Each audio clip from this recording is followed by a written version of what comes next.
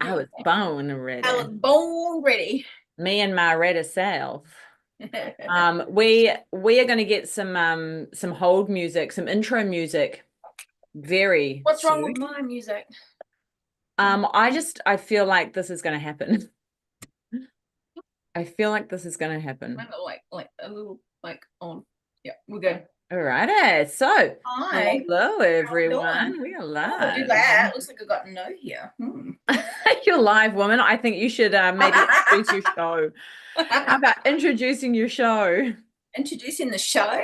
What we talking about today, Lisa? Lisa, what we're talking Well, about? oh, today we're talking about Atlantis, and welcome to Walking in the Shadows with Cryptid Women's Society. This is our podcast, direct to YouTube, on Cult of Conspiracy podcast, soon to be on every other podcasting platform. Juliet, did you know that? No, what are we doing? You didn't even know. I 100%. never know anything. She never tells me anything. This is the only time we talk now. This is when we do our lives. It's a true story. We don't talk at all now. Like it's literally 10 minutes before we go live. So yeah, today we're talking Atlantis. We are live on YouTube. We're on Cult of Conspiracy podcast, and soon we will be on every podcasting channel you can find. Well, maybe not channel, but a platform that you can find, because our Walking in the Shadows podcast is going to be distributed out. So you will find very cool interviews on there, our YouTube podcast, of course, and any other little tidbits that Juliet and I choose to do. Julia, which there will be many, because there's so many cool topics and things that are happening around the world. Like literally, there are so many things to talk about. So we are going to start doing that through kind of December, January, and then we'll be pumping out episodes left, right, and center. So go and subscribe. This is your opportunity. Subscribe to Cryptid Women's Society, Walking in the Shadows. You can do it on YouTube. You can subscribe onto the podcast platform, Spotify. It'll be on iHeartRadio, all of the above stuff. Or you can pop over to the Cult of Conspiracy and find us through there. Subscribe to those guys, because that's a cool platform. Yeah. And then find us as well. And thank you to everyone who's already done so. We love y'all, and our subscribers are going up, which we're so excited Yeah, about. it's so exciting. We're getting some really cool comments. We've had some other types of comments coming through as well. As you do. Lisa's had some comments. I had a beautiful picture come through the other day. I am going to do you like our hair, by the way? To say we decided to be knobs today, like literally 3 seconds before we're about to go live. Why we do these things, we don't know. We've put piggy tails on for those of you who can't see us. So we've got pigtails, and turns out our hair's incredibly long, and we normally cut our hair when you kind of get your hair stuck underneath your armpits. Like when you kind of like try and chop your hair off because your hair's too long. Yeah. So yeah, it's about that time now. Look how long mine is. Yeah, and I've literally just cut about 2 inches off of mine with the kitchen scissors. So it's pretty. I was done. I'm done with my hair. Done with my hair. Wild. Yeah. So I was just like, I don't have time to sit at a bloody hairdresser's for 2 hours. Like I just don't. Oh my God, I don't have the money for it. Do you know how much my hair would cost? Yeah. Like $300 to $400 stat. So Rachel, our amazing hairdressing friend, you're going to fly over to Melbourne because it will be cheaper. Yeah. This is the girls' issues, right? If you're a guy, you have no issues unless you, I don't know, like I think that's why Terry has dreadlocks, because he's like, sweet, I don't have to brush my hair. I'll just dread it. Shit. Can't be handling that sort of shit. Okay, so hey, tell me about your photo that you received, because that sounds dodgy. Well, when, oh God, can I say dick pic? Right, let's just say I got a lovely dick pic. And I'm just like, come on, guys. It's like, you got a picture of you've got to put some effort into it. Does just like seriously, from user 70 something, I will not put it out there. I just deleted you. I did not want my grandkids to find it, so thank you very much. But like, dude, put some effort into it. Like, tidy it up down there. bedazzle it, do something with it. Nice Like, background on. put a little costume, a bow on it. Like, seriously, guys, come on. Fuck. Oh my God. I was not expecting this so early in the morning. Me neither. I was like, whoa, hello. Wow. Yeah. Look, Oh, where's come the on, effort man. gone, right? We were talking about Yeah, this no a while effort. ago. Like, you know, when people are in New Zealand, we call it tagging, you know, like you write your name on the wall with spray paint and stuff. Yeah. Man, there used to be so much effort put into like tagging your name and like graffiti and stuff. Now it's just like blah, Scribble, blah, scribble, blah, scribble. blah. It's Yeah. like, oh my God, try a little bit harder. Get two colors. Get Yeah. some, you know, I appreciate shading in good- there. You know, it's same about the whole 100%. thing. Manscape a little. Do some little zigzags on it. Do some little twirly bits. You know, dye them. Thank Anything. you. Like I said, bedazzle it. Just, you know, come on, like seriously. Don't just go Like, sending out random pictures of your bits and pieces without having some sort of scrutiny, right? Yeah, You're gonna yeah. get scrutinized. If Look, you're gonna, you know- if you are that confident to send out those sorts of photos, that better be looking good down there. Yeah, and really, it just was not. And you know, like if I did a whole calendar, you definitely would not make this to December. So You are not making the cut. you are not making the cut. You are not even hitting January. So yeah. Oh wow, that's a killer, man. Oh, dude. I'm like, come on, man. Just like seriously. Yeah. So, okay, I have a story. We're talking about Atlantis today, everyone. And if you like our conversation so far, please subscribe. Feel free to unsubscribe also, because seriously, it's gone pear-shaped to start with, which is not very fast. not the shape that Juliet saw on her camera. But look, now we've got three Little people naked watching because we're what's that? talking about Little naked mole rat.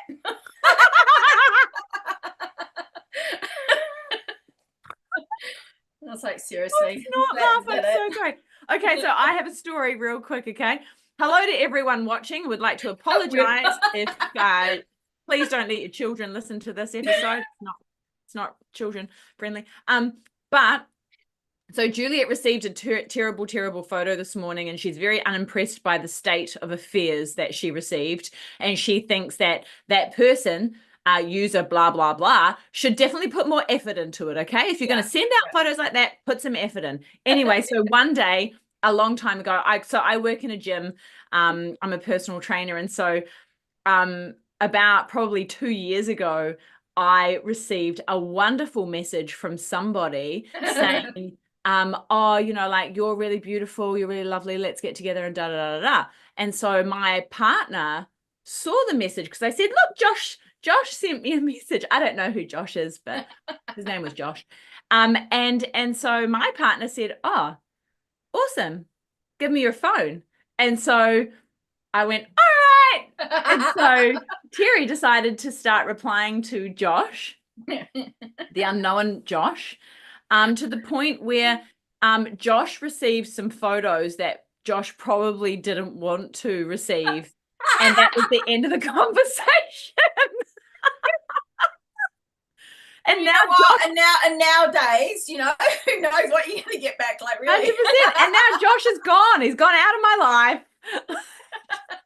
Disappeared real quick once my husband got hold of my phone. Oh, love you, Terry. Oh, he's a beautiful man. I love that man. I hope he put some effort into it. Oh, I swear to God. I swear to God. The indescribable Octo Man. It's lovely to have you here, buddy. And word on the street is don't go sending naughty pictures of your bits and pieces to women unless it's bedazzled. Is that where we're going with this? I don't know. Manscaped, bedazzled, right. You know, put some effort into it. Put some effort in. Yeah. Look, you know, like, and we've put effort in today. You can see our beautiful pony pigtails. Like I got, oh yeah, like I'm like, oh, this is yeah, mine's a bit lopsided also. But right. Yeah, hey, it's lovely to have you all here. Thank you so much for jumping on with us today. Our topic today is Atlantis and the theories around it and the bits and pieces. And Atlantis is such a well-known theory, and there's lots of people out there that are like, oh, it's just a fairy tale, it's just a story. But there's a whole other side of the group of people that really truly believe in this and are working really hard to prove it real, right? So I'm loving this, and it was so much fun researching and coming up with weird little kind of theories, and then kind of going down that rabbit hole, and then going, oh, but what about that, and then going down that one. And my theories have taken me all over the world, looking at ancient maps and all sorts of other things, including Antarctica, and really interesting. I've got a couple of videos to show you. I've got some photos and some images, and Juliet's got some as well. So if you are just listening to this, you can pop over to YouTube and you can actually watch it and see what we're going to put up on the screen. So, oh, there's one more thing I have to tell you before we dive in really deep. And just bear with me on this one because it's really important. Last night was your very last opportunity to get the a founding membership through CWS. Did you know that, Jules? I did. You did, I said, yes. Lord, I'm like, yeah, this is So your last night, people. Come on. That's come it. on, Yeah. lady. So if you were lucky enough to score yourself a membership, and loads of you did, so well done you. If you were lucky enough to score yourself a founding membership for that ridiculously cheap price, all the VIP perks in the members portal, all the interviews, all the Q&As, and damn it, we have got some amazing people coming up in December. I'm not going to spill the beans yet, but like people that you just go, oh my God, how exciting. People who I've had to change my work days around. So there we go. That just goes to show you how important these people are. I have literally had to change work days around and take days off. 100%, because it's a big deal, right? Because television peoples. Yeah. So yeah, really exciting stuff. So if you missed out on the opportunity to become a founding member, do not stress. You can still become a truth seeker right now by simply jumping over to cryptidwomensociety.com, go into join us, and you can get yourself a truth seeker membership right now. You can also gift a membership. There is a whole heap of information down there on how to get yourself a membership or how to gift a membership to someone else. It's super easy. What an awesome Christmas present that would be. Like a 12-month membership would be mint. I would love to get that. Oh, absolutely. So for the beautiful women in your life, just go out and do it. Husbands, partners, brothers, fathers, whatever. If you know that your daughters are into it, your wife, your aunties, your uncles, not uncles. Sorry, boys. Well, it depends on the uncle. There's a few uncles that I We're still not going to be politically correct today. I can just see it go downhill already. Oh yes, this is probably one of those banny shows. That's what happens when you wake up to a dick pic in the morning. So honestly, it's such a cool thing, and just it is growing really fast, and we have just got. It is kind of like starting to really spiral now. We've got so many amazing things coming up, and we're super excited. Rolling. And we've booked our first expedition next year in November to Egypt. Ooh, oh yeah, here we go again. We're going to Egypt next year in November. I can't believe we're going to Egypt next year. I'm so incredibly excited. I've never been before. The Egyptian Museum has just opened. Did you see the opening ceremony? Yeah, I saw bits and pieces of it. Over 100,000 artifact, and it explains why I couldn't find Tutankhamun, because he was in the back of the museum before he was being moved. Before he was I went to Egypt and I did not see Tutankhamun's tomb. I did not see him. Nothing. It was like you just couldn't find it. So that explains why. So that was kind of like one of the only things that I was like, oh damn. It's like I went to Valley of the Kings, and not that there's much apparently, talking to the locals, there's not actually much in his tomb at all. It's pretty boring. Yeah, but this is the thing, like the locals see it all the time. They don't care. We're like, oh my God, it's in our back. In there. It's Yeah, but this is the same as like people that come to New Zealand. They're like, oh my God, I'm so excited. We're like, just another bushwalk.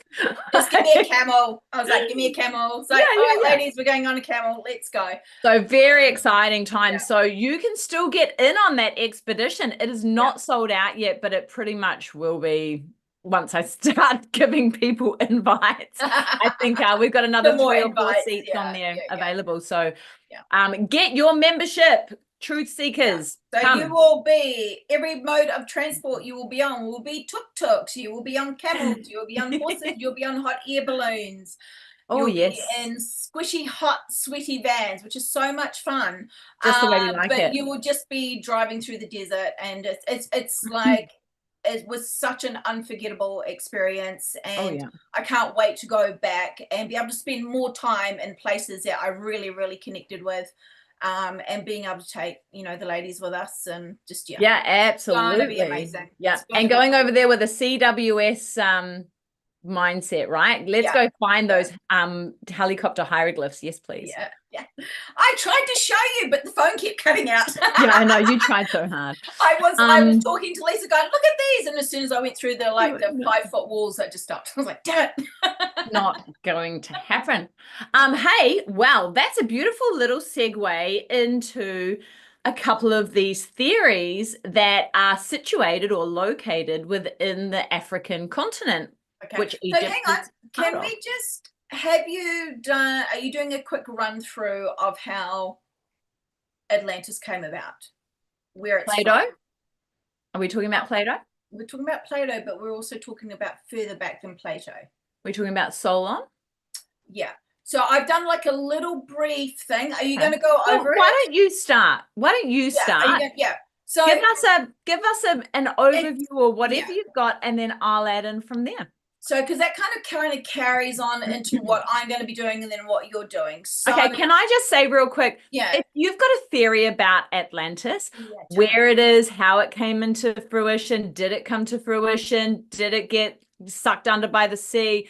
Is it a sunken continent? What's the deal? Drop it in the comments. I am reading those comments right now. Drop it in there so that we can read them out and start the convo.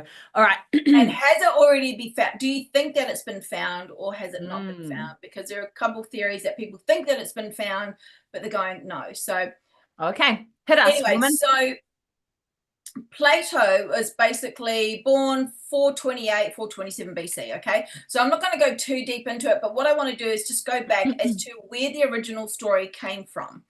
So there's like this whole timeline that where it came from and why it's been seen as a credible source of what Atlantis is, and it's not just like a mythological thing. So as we know, Plato was like he came from one of Athens' most distinguished noble families. Okay, he was an aristocrat, a philosopher, and his lineage also went back to Solon, Critias, or Critias, whatever way it's said a different way, and that lineage goes back from his mother's side. So it's really interesting because it's not just kind of like a philosophical thing, it's actually a generational thing for him. He is actually related right back to the very first person that found out about Atlantis. So the primary source, classical source, has come from Plato. When he talks about Timaeus or Timaeus or Critias. So that was the book that he did, and it basically was talking about Atlantis. Yes, ma'am. But the very first one it came from was Solon. Solon was like a statesman, a lawmaker, poet. He was an archon of Athens, which was back then he was like a chief magistrate. So he was literally the highest political office that you could hold back in the early Athenian government. So he was very, very well known. He gave wisdom on like his travels and stuff like that. So he was like this voice of authority, but also a trusted person. So when he brought home this tale of the lost civilization, it was taken very, very seriously. So he heard it from basically the priests of Sais in Egypt. So that is where the original story has come from. They told him about ancient Athens and about a great civilization called Atlantis that was recorded on their temple walls. Okay, so then it went down to Solon, his best friend, Dropides. So he was like, they think he was actually a cousin of Solon. So a lot of them were, weren't they? Yeah, they were all related. So he was also an Athenian nobleman and part of Solon's family circles. he wasn't really remembered for anything in politics or philosophy, but preserving Solon's story of Atlantis. So, and this is the kind of like that oral link which connects Solon with the Egyptian priests and stuff like that. So then that goes down into Critias, the elder, because there's two. So there were two people that were involved. He was also a guardian of the traditional oral stories. So he has also done representations of the cultural memory of Athens, which he had learned from Dropides. And so he then told it to his great son, which was also Critias, or Critias. So he is the younger. So, and this is the one when people think of Critias, this is the one that they think of. So he was like the historical figure. He lived in 460 to 403 BC. He was a philosopher, a poet, and a politician. And he was one of the most controversial men in Athens at that time. Ooh. So yeah. Love a good controversy. Oh yeah. So Plato in his stories, and this is how they learnt about basically Atlantis and ancient Athens. So he says that he, Socrates, Timaeus, Hermocrates, and Critias, they met for a philosophical conversation. So this is all written in his book, and they were talking about the ideal state and the nature of the cosmos and human origins and all this kind of stuff. Socrates had basically just gone, hey, this is my perfect city, which was the Republic. And Critias responds by saying, hey, I can tell you a story that mirrors it. And this is a story that was handed down through oral tradition through our family. And it was about the greatest action that the city of Athens ever performed. And he was talking about the war between ancient Athens and Atlantis. So that's how Plato became aware of this story. But what I wanted to make sure kind of get through is that all of these men were very, very well thought of. They were not they weren't telling stories. They were basically carrying on this oral tradition of what was told to them. So it wasn't like it was just like, you know, a storyteller making something up that's come off the road. There's like this real lineage there of basically the story of Atlantis. So and this is why people have got this real pull of going, it wasn't a mythological city, it is real, because this is where the lineage was, and it was very, very well documented. So, and there are so many conflicting stories or theories around that, right? There's so many people that are saying, you know, Plato grew the story out of nothingness and then elaboration and to forward his political wants and needs and his career essentially, and that sort of stuff, and make himself sound really good and look really good. And in saying that, I would think that you would make yourself look stupid in that space, right? Yes, you're a philosopher and a scholar and everything else, but that's an academic. In modern days, we would call these people scientists and academics within their field, right? I have a master's. Well, you're a scholar or something along those lines.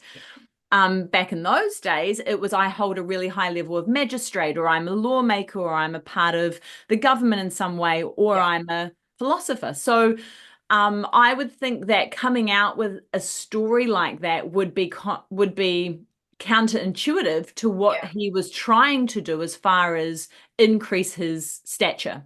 Yeah, when he was doing teachings, there were some mythological aspects to his teachings. Sure. But you could tell the difference between them because it was very repetitive within those teachings. And you could tell the real difference between the teachings of what he did and then of the stories that, you know, the oral traditions of what were brought down. So, and so that's kind of the way that, you know, that's kind of like the area that I'm going down. So, but here I will hand it back to you, and then we'll go back on to. No, that's really, really cool. And so the story that Solon initially sent down the line of generations occurred 9,000 years prior, right? So it was 9,000 years prior to him going to Egypt. Yeah. Which is wild. And I think it sets it back something like 15,000 years or something close to. Yeah. And the reason they say that Egypt still had record of it. It's because like Athens and Greece and all those areas, because of the weather and all this kind of stuff and ancient things were lost. You know, you got the fire at Athens, you know, all these kind of things. These stories were lost. Whereas Egypt is a dry, arid kind of thing. Everything was etched in stone, you know, all this kind of stuff. So, you know, this is why they reckon that Egypt has got like some of the best records of some of these ancient histories, because basically it was Absolutely. just better conditions, basically. Yeah, absolutely. Those dry, arid conditions hold everything. Hence the reason why those Egyptian pyramids and the statues and whatnot, the hieroglyphs are still of them are pristine. Yeah. Oh my God. And as you've seen them. Yeah, they're phenomenal. I find that really, really interesting. I like that. And apparently Atlantis fell 25,000 years ago, right? That was its destruction was 25,000 years. And as you go through that timeline, you can see kind of where Solon got his story, how long ago, and all that sort of stuff. And it pushes it back to about 25,000 years ago. And you can go right through these records. These records are there, you know, they're written down. It's not like, It's very interesting to kind of almost like step back into the space of Socrates and Plato when they were in that kind of that location and that time era, right? And kind of go to yourself, all right, well, how are these men feeling? What would they have done? Is this theory credible as far as them making up stories? I can understand embellishing stories, 100% understand that. We do that as humans all the time. Oh, the fish that I caught was just giant. Like, you know, it was just amazing. It was no, it wasn't, dude. It was a sardine.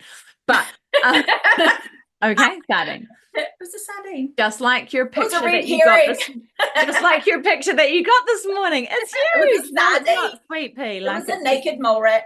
Just little. And so, but at the same time, I also like, so one of the rabbit holes that I went down was I looked at the Piri Reis map. Yep. Do you know the Piri Reis map? I do. Yeah. So that is a segment, for anyone that doesn't know, it's a segment of a map that he put together in the 1500s, but essentially he used like upwards of like, I don't know, it was 100 and something maps or maybe more than that, from that they had gathered all around the world, from all of these explorers and discoverers and that sort of stuff. And he put this map together. And essentially one of the reasons why the Piri Reis map is so strange is because it's got a really well mapped out Antarctica. Back in the 1500s, nobody had been to Antarctica because it wasn't his map. He had used earlier maps. So that means that somewhere, somehow, someone was circumnavigating the globe and had been down to Antarctica. Yeah. And so I started looking through these kind of ancient maps as far as like these kind of locations for my theories. I just kind of did a big overview on like the different theories of where Atlantis might have been located, and then how does that work in with the story from Plato, and these other types of theories, including the theory that it's down in Antarctica, right? And I was like, Antarctica? Ooh, Antarctica. Anything about Antarctica, Lisa's like, I'm in, bro. Had me on the ice sheet. Very excited. So I just want to share my screen real quick, if that's all right with you. Sure. Just so that we can get a bit of a view of like where these locations are, because as I started going through, I was like, it'd be so great if I had a map. And then I was like, and that took me to my amazing maps. So I'm going to share my screen and I'm just going to show you where these locations of these different theories are. Awesome. So here's my my screen. Can you see this one? I can. Solon's role. Fabulous. All right. So number one is the Azores. Have you heard of the theory of the Azores?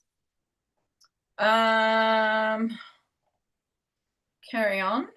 So the Azores. Oh, yes. Yeah. The Azores are just over here. Can you see that guy just in the middle there, right? So you've got Africa, continent of Africa down through here, and then to the left-hand side of Portugal, you've got the Azores. Spain. Yeah. So one of the theories is that it was in Azores, and I've got the theory, and I'll read you through this, but I just wanted to show you the location, right? Locality-wise, the Azores, location. 100%.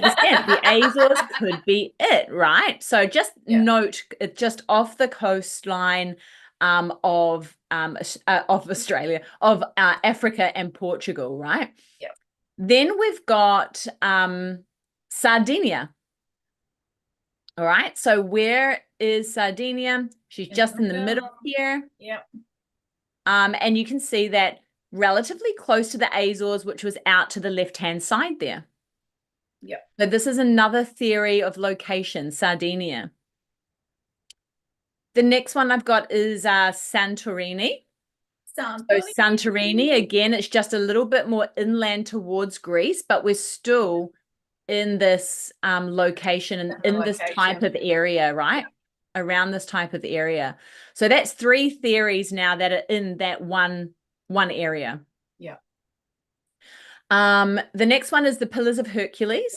Yep, which is smack bang in the middle there. Right in the middle through here in the Strait of Gibraltar. So again, we're in this type of area. And then my last theory, because that's what they talk about, isn't it? To get 100%. To Atlantis as you go through the Pillars of Hercules. 100%. So, yeah, absolutely. And so there's theory, you know, there's different connotations and different ways of kind of looking at, especially through modern eyes, of where the Pillars of Hercules are, because the Pillars of Hercules is essentially where the Roman army ascended, or moved out to and took over. And so it could be far wider than where it's said to be the Pillars of Hercules, depending on how metaphorical you are. And that's it. You can go through so many different stories, and everybody has a different. Oh man, that's why this theory has so much speed, right? It's got so much speed and so much energy behind it, because there's so many little rabbit holes in different directions that you can go down. And my last location theory is the Rickard's structure, which is just off the coast here. So we're all in this sort of area. Whereas if we talk Lemuria, it's very much down the south through the kind of Pacific Ocean. But this is very much North Atlantic Ocean, until I found another theory of Antarctica, and I was like, holy shit, we're throwing it out the window. So I don't want to throw everything else out though, just to say it's in Antarctica. But so I just wanted to show you these locations just so that we had a bit of an idea of what we're looking at, right? And the crazy thing that I like is that they go in and they look for these sunken city and stuff like that, and they're finding sunken cities in all of these places. And that is the crazy thing. They've got some of them, they've got no idea who lived in these cities. There are places all around the world that people think, oh, we know who was there before. They've got no idea. The same thing was in Egypt. There are tombs through all the mountains in Egypt, and I'm not talking about one or two. I'm talking about thousands. You are driving in the desert. You have the mountains beside you, and all you see are just open tombs, which have been basically raided and robbed and stuff. And you ask the Egyptian people, and you ask them at the museum, they have no idea who these people were beforehand. There is a giant wall that is in old Cairo or old Egypt. And it is like 40 foot high. It is about freaking 10 foot wide. Nobody knows who built it. It's like, who built it? Everyone's like, we don't know. They can guess, but they've got no idea why it was built. And this thing goes for miles, absolute miles. You don't see that on Egyptian stuff. You don't see it. It's just, it's in a really old part of Cairo. It's a lot of homeless, and they're basically sleeping under it and all the curvy bits. And it's insane. And I'm driving going, what is this? Where's this wall come from? What's behind here? Who built this? And everyone's like, I don't know. And didn't you even asked Ashrakat, who's one of our members over in Cairo, and she was just like, we don't know. We don't know. Nobody knows. No idea. So many random buildings, so many places there, and they just do not know, and they just don't have the money or the means to actually look into it. Sure.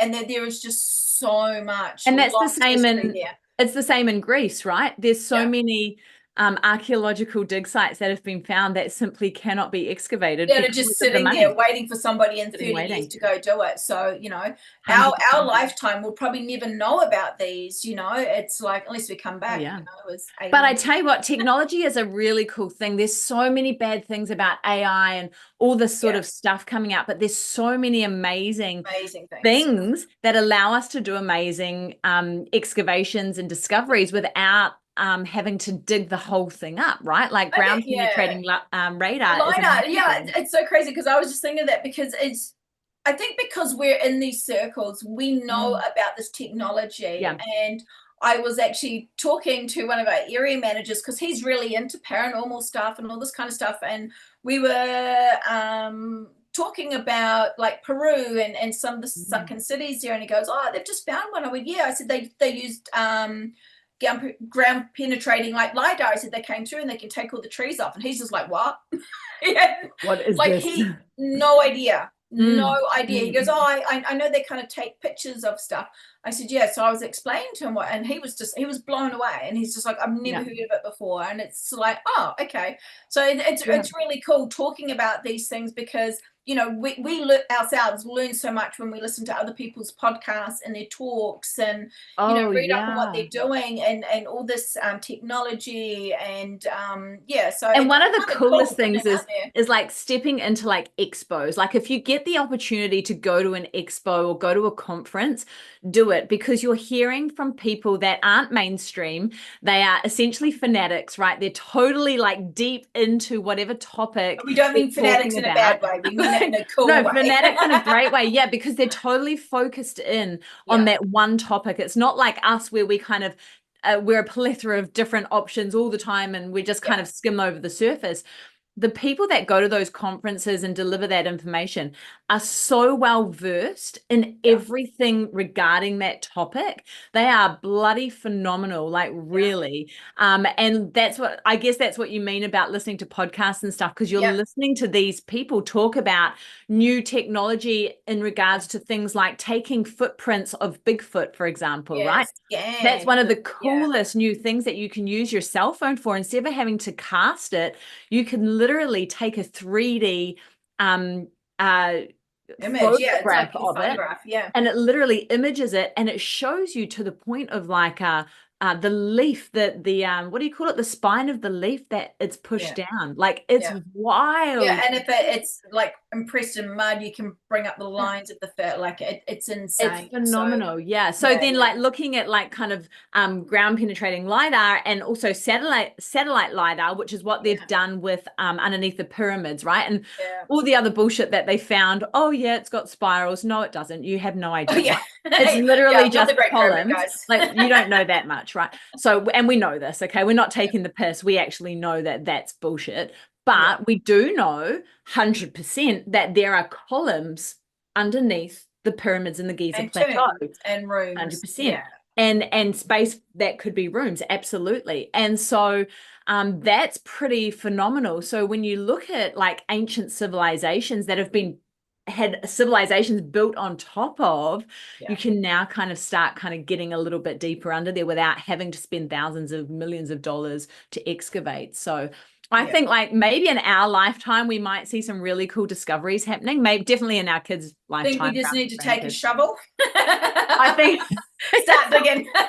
We're going to find it. We'll get into a lot of trouble. Okay, wait.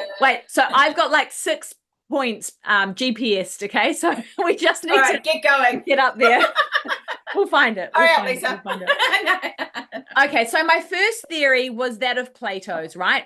Allegory, right? So that's the invention of the story, or in fact the passing down of the actual oral story from Solon.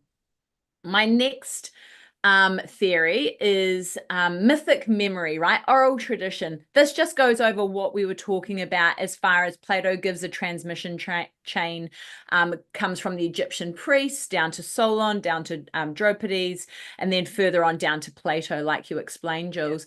Ancient cultures in the Mediterranean had widespread floods and disaster myths. This was just something that happened because real natural catastrophes happened quite often, and especially through their lineage, right?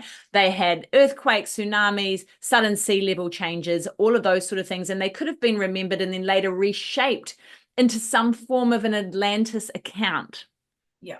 Dr. Oliver D. Sorry, not Dr. I beg your pardon. Oliver D. Smith and others have examined whether the story could be an authentic oral tradition, but most conclude that exact Atlantis narratives cannot be traced as a continuous oral tradition, but the mechanism Plato uses, i.e. Egypt as an old stable record keeper, is plausible for lending authority to the tale.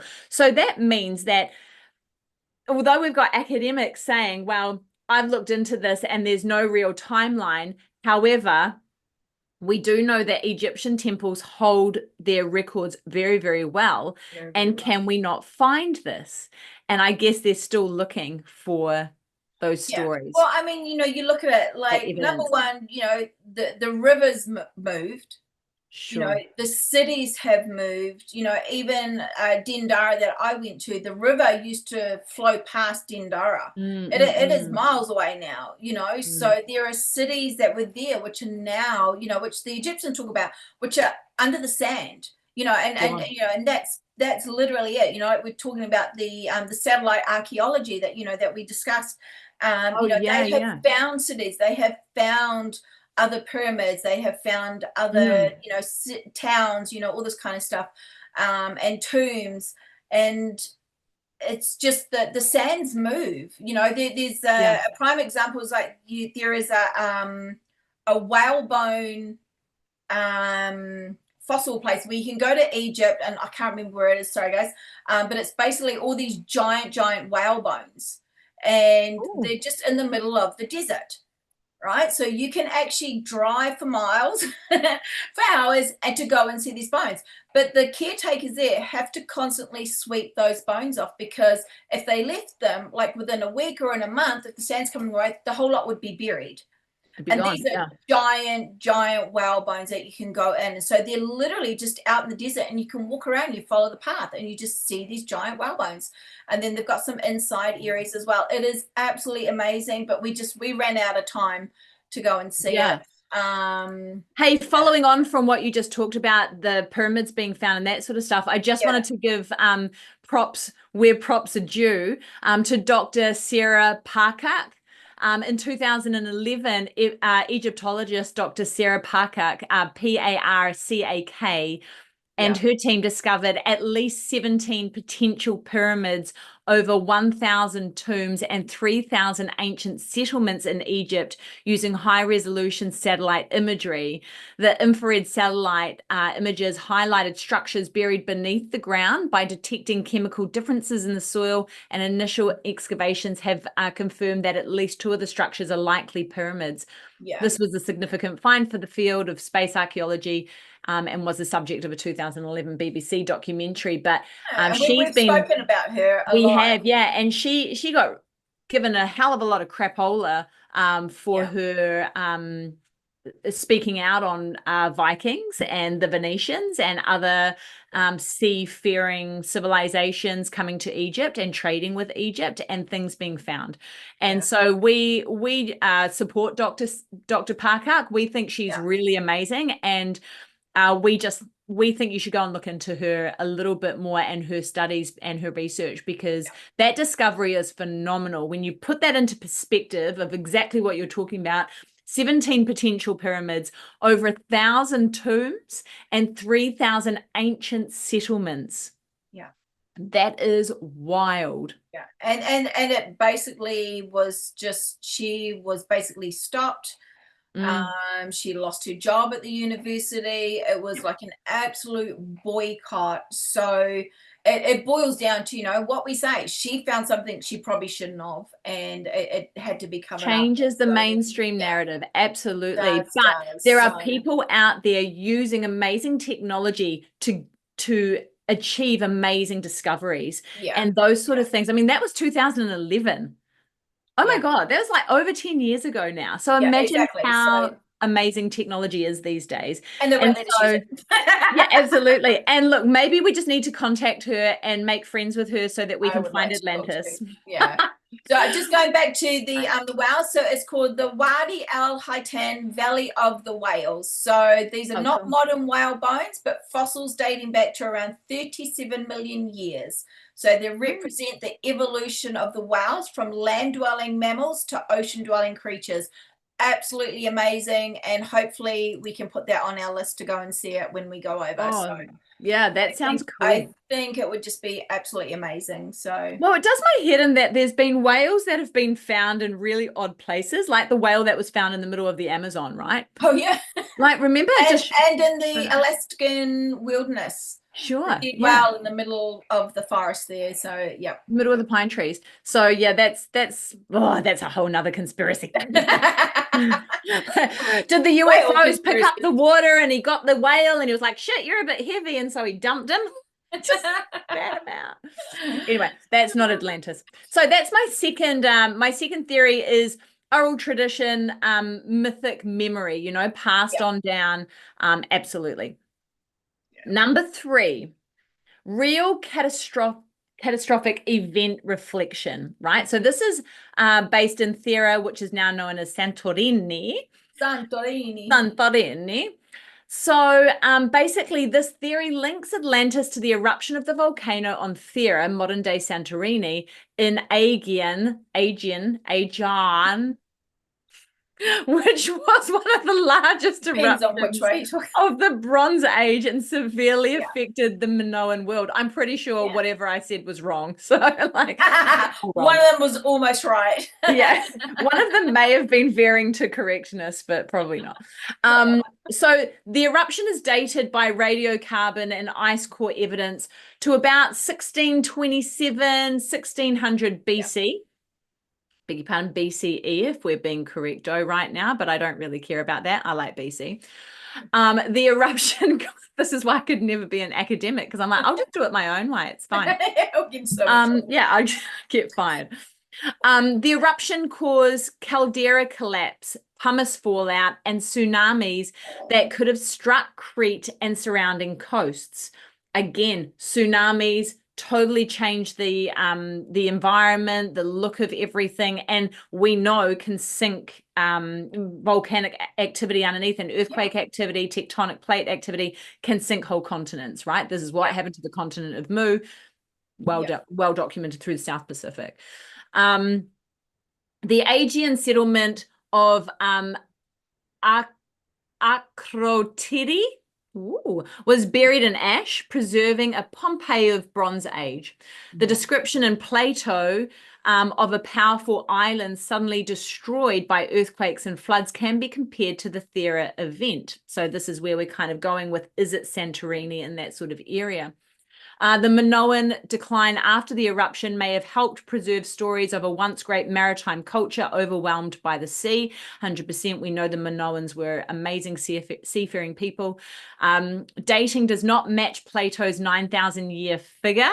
So this theory assumes that Plato's chronology was altered, symbolic, or misreported.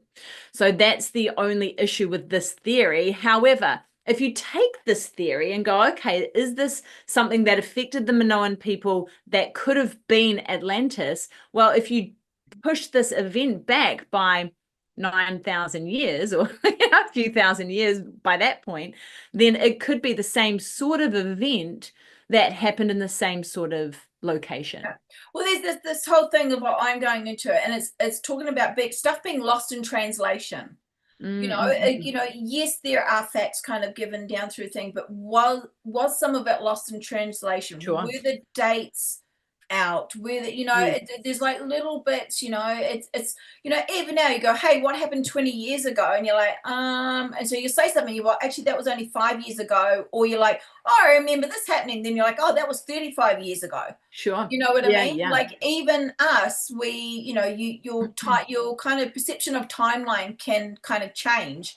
So is that kind of what's happened with that? It's just like the Egyptians didn't really know the exact timeline, and then it was just kind of changed a little bit. But I mean, 100%. I mean, 9,000 years is a long time to be counting, right? Like take off a zero and it's a big difference. That's 900 years versus 9,000 years. And it's interesting because I had this conversation with my dad the other day. He's a Christian and he's a bit of a Christian scientist. So he has a really good understanding of lots of different things. And he always tries to push it back to the Bible being a historical account. And let's prove that. Yeah. And so we were talking about Nephilim actually, and how they may have survived after the flood and all this sort of stuff.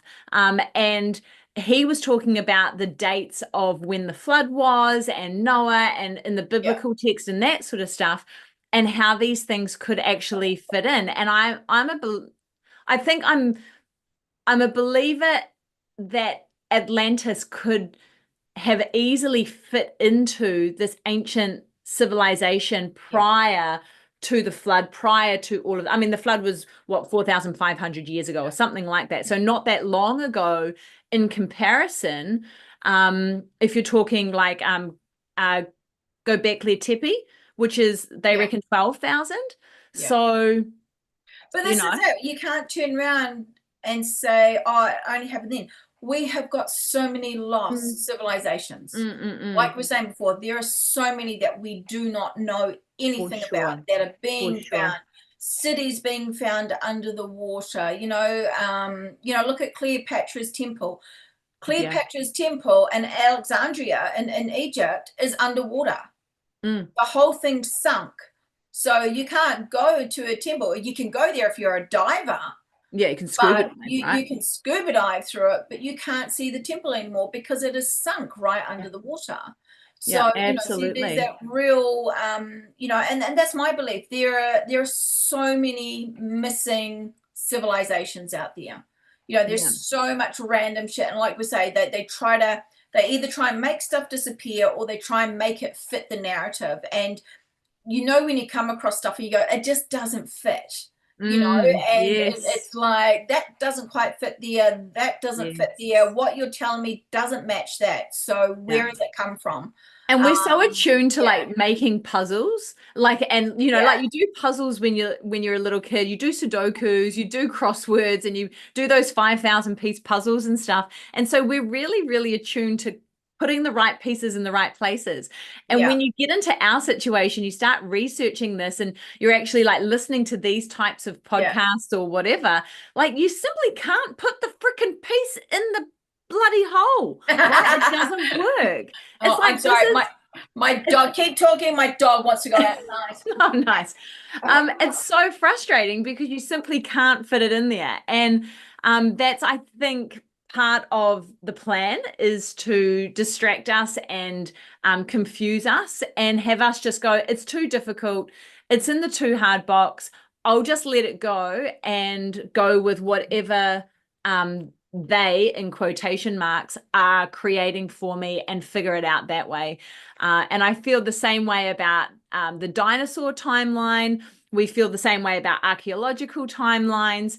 And obviously, when it comes down to ancient civilizations like Atlantis, Lemuria, Avalon, the continent of Mu, Easter Island, Rapa Nui, even the ancient people that are there with their bark artwork and their alphabet and their writings that simply can't be decoded because nobody knows who they were, well, then something is wrong. There is something wrong in the timeline. There is something wrong in the narrative that we are being fed that does not compute. It does not fit into the puzzle that we are so blimmin' good at doing now because we can all do Sudoku and we know what number comes next because we've already done all of these types of forms and stuff. So when it comes to doing this sort of stuff, it really opens your mind up to the possibility of, are there other timelines? Are there other options that fit into my puzzle better? Are there things that kind of just make more sense? And I love that, because we're simply here to facilitate the conversation, right? Have the conversation. Don't feel like you're crazy or like you're stepping too far out or you're going to rock the boat. Drop it in the comments. Tell us what your theory is. Tell us where it fits and where it doesn't fit, because then that spurs on our thought process to then go, oh my gosh, maybe it was this, or we maybe never thought about that side of it. So 100%. That's it. And that is, I think that's the purpose of podcasts like ours, right? Anyone that's a conspiracy theorist, cryptozoologist, paranormal investigator, ufologist, ancient civilizations researcher, anything like that, that's kind of delving into anything that's just not the mainstream narrative. We're all just conversation starters, right? We're just here to facilitate that conversation. So don't be afraid. Get in there. Try some new stuff. You know, absolutely. Go out and try some new stuff. My fourth theory, number four. There's only six. There's only six. So number 4 is the Mediterranean location theory, Sardinia. Sardinia. And we had a look at where Sardinia was on the map. So this theory argues that Atlantis was not in the mid-Atlantic, but within or near the Mediterranean, in a region that was wealthy, maritime, and later damaged or forgotten, such as Sardinia. So Sardinia's Nuragic culture, from basically 1800 BCE, built megalithic stone towers. They had metalwork and engaged in Mediterranean trade. So they were seafaring, they were builders, construction, and they had metalwork, which is pretty good for that age, right? Egyptian records mention the Sheridan, one of the so-called sea peoples. Some scholars connect them to Sardinia. And if you look into the Sheridan, you'll be able to see what they built and what they constructed and how good they are as far as maritimers go. Yeah, it's pretty amazing. Tartessios, which is another word for Sardinia, in what is now Andalusia, is known in Greek sources as a rich Western polity. Its decline or disappearance could have contributed to legends of the lost Western realm.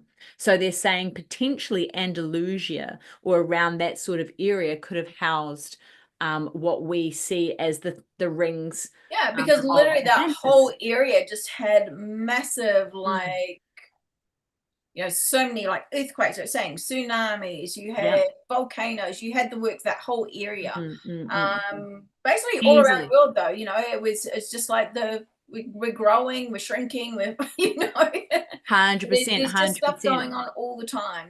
And you know, this brings in beyond the pillars of Hercules, which is what Plato wrote about in his works, could have been interpreted differently in antiquity, or later copyists could have shifted the geography. And you're only talking a few miles to the left, right? Or maybe a little bit more than that, but pretty much within that Mediterranean Sea. Earthquakes, or Bronze Age collapse events around 1200 BCE affected coastal centers, providing historical episodes that could have been turned into the Vanishing Kingdom stories. So I think Sardinia definitely could have been a location there, especially if you're going with the theory that Atlantis sunk, right? Sunk into the ocean. My fifth theory is the Ricat structure. The Ricat structure. You got a nice big picture of that one? In Northwest Africa. I surely do. Give me 2.5 seconds and I'll bring it's so up. Interesting, this structure, isn't it? Just it's really cool. Shape of it. And, sorry, I can't see anything. Well, trying to find it. Hold on a second, team. Hang on. You just keep getting in my way, Juliet. That's the problem, I think. Your face keeps getting in the way. Apologies. So this is what Atlantis is meant to have looked like. This is an artist rendition, obviously, but it had those circles around it, right, with the bridges through. And that's the big famous thing. They talk about these circles, these rings of where the city was, then the water in between, you know. And remembering, like, yeah. this is the capital city, right? Atlantis was made up of 10 different cities Yeah. throughout the Northern Hemisphere and possibly down to the south, but predominantly through the Northern Hemisphere. And this was the capital city where they ran all of their, bits and pieces from.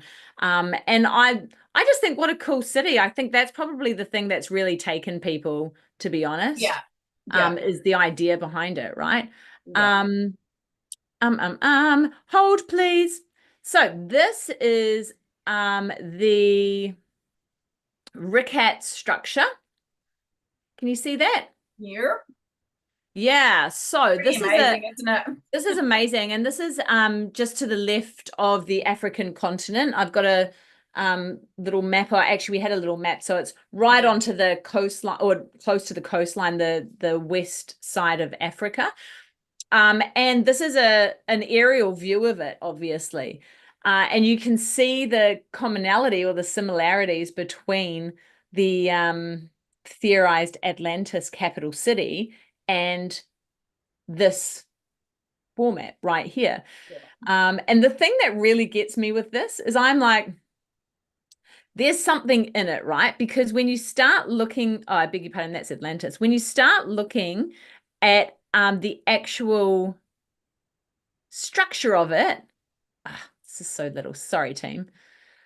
This is a picture that's obviously less aerial, closer to the earth. You can literally see a form of structure here that is this natural? Somebody trying to come out and say natural. That's not natural. You can tell it's not natural. It is not natural. That's one thing we can agree on. It is not a natural structure. You can just tell it's not a natural structure. Oh, sorry, I can zoom in. Oh my God, look at me. Blurry, but it's all good. Wow. Yeah. I can zoom in. So it's a little bit pixelated here, but you can see the circular structures through here. And if you just imagine that there was once a green Africa, green Sahara. And a lot of it was underwater. So there we go. Yeah. So that was my so this is my next theory of and what is this? Oh, this is a theory of Atlantis. So you can see that circular structure. Yeah, and this is, I guess this is the problem, right? We just don't know. You don't know what parts were taken out of context, especially around what the capital city actually looked like, right? So was this, that this is the part, was the shape of it and everything taken from the original Egyptian priests?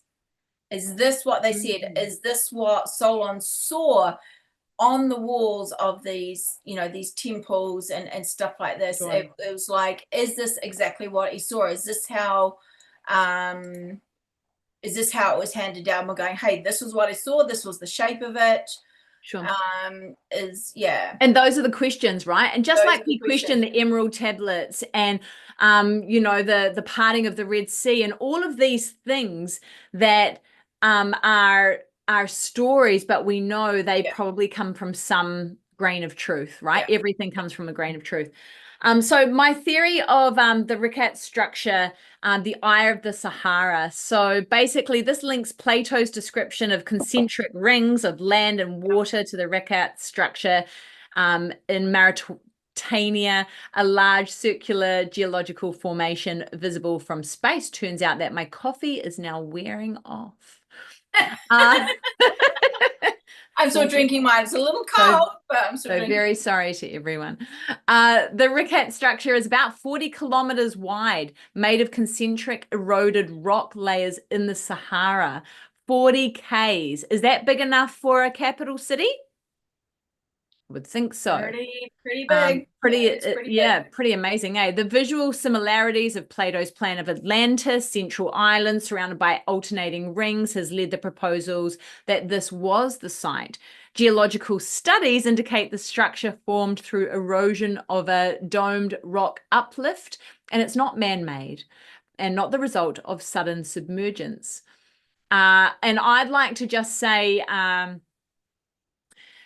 there are a lot of studies being done that you can research yourself, and we encourage everyone to research. Just because we're saying it and we're theorizing it doesn't mean that it's set in stone. It doesn't mean that we're wrong or right. Go and research yourself, full stop, right? Yeah. There are a lot of scientific studies that have been going on for the last 15, 20 odd years on things like cave creation and the speed at which you can create caves.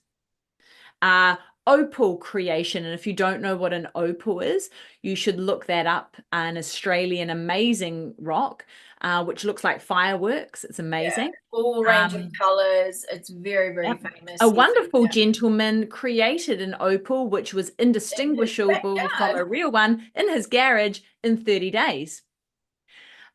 So there's all of these things that, along with petrified wood and all this sort of stuff happening, right? Trees and stuff like that. So there's so many things that are becoming fractured, like so many theories that are becoming fractured by people actually going, well, actually, this is not true because I've just done exactly what you asked me not to do. And here's the result. Right? Caving systems can be created in just a few years by having the right, concentration of stone and geology and water and everything else. So I'm not sure that I agree with the idea that the geological studies indicate the structure formed through erosion of a domed rock uplift and that it's not man-made.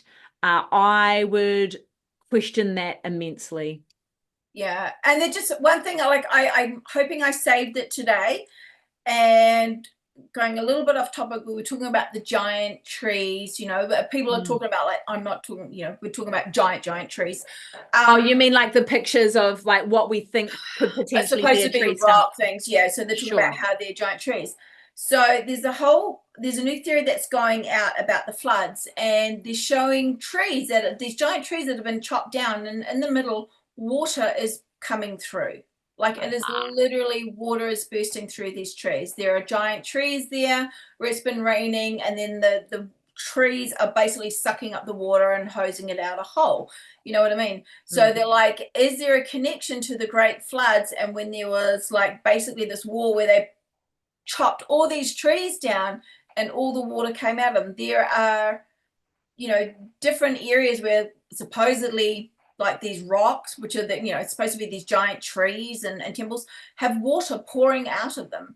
They don't know where the water's coming from. There's not enough rain for them, so I love that you say that, because can I add to that? Oh, yes. Biblically speaking, from the Bible, the great flood, the waters came from the rain and from the ground. The waters came from the ground. And not talking natural springs, it came out of everywhere to flood it. It was so dramatic that waters came from everywhere. It wasn't the ocean rising by way of tsunami or earthquake. It was water coming up out of every orifice it possibly could. Oh, I like it. Interesting. Something to look further into. I have a wee video that I really want to show you, which kind of, I feel like, backs up my theory number 5 of the Sahara So Eye. this is the one that you think is your winner. Maybe. I think it's got some really good legs to it. Yeah. I think it's got good legs to it. And this has just been found as far as discoveries go. So I think we should watch this. It's only a short one. And it just kind of backs up that theory with some new discoveries. So let me find it. Can you do it? Can she do it? Tell you what, maybe, but possibly not. Let's not get too excited, okay? Super excited. Okay, so give me 2 seconds while I just pull this guy up and share my screen. Are you guys ready? Turn your sound on for it. Very important. All righty, here we go.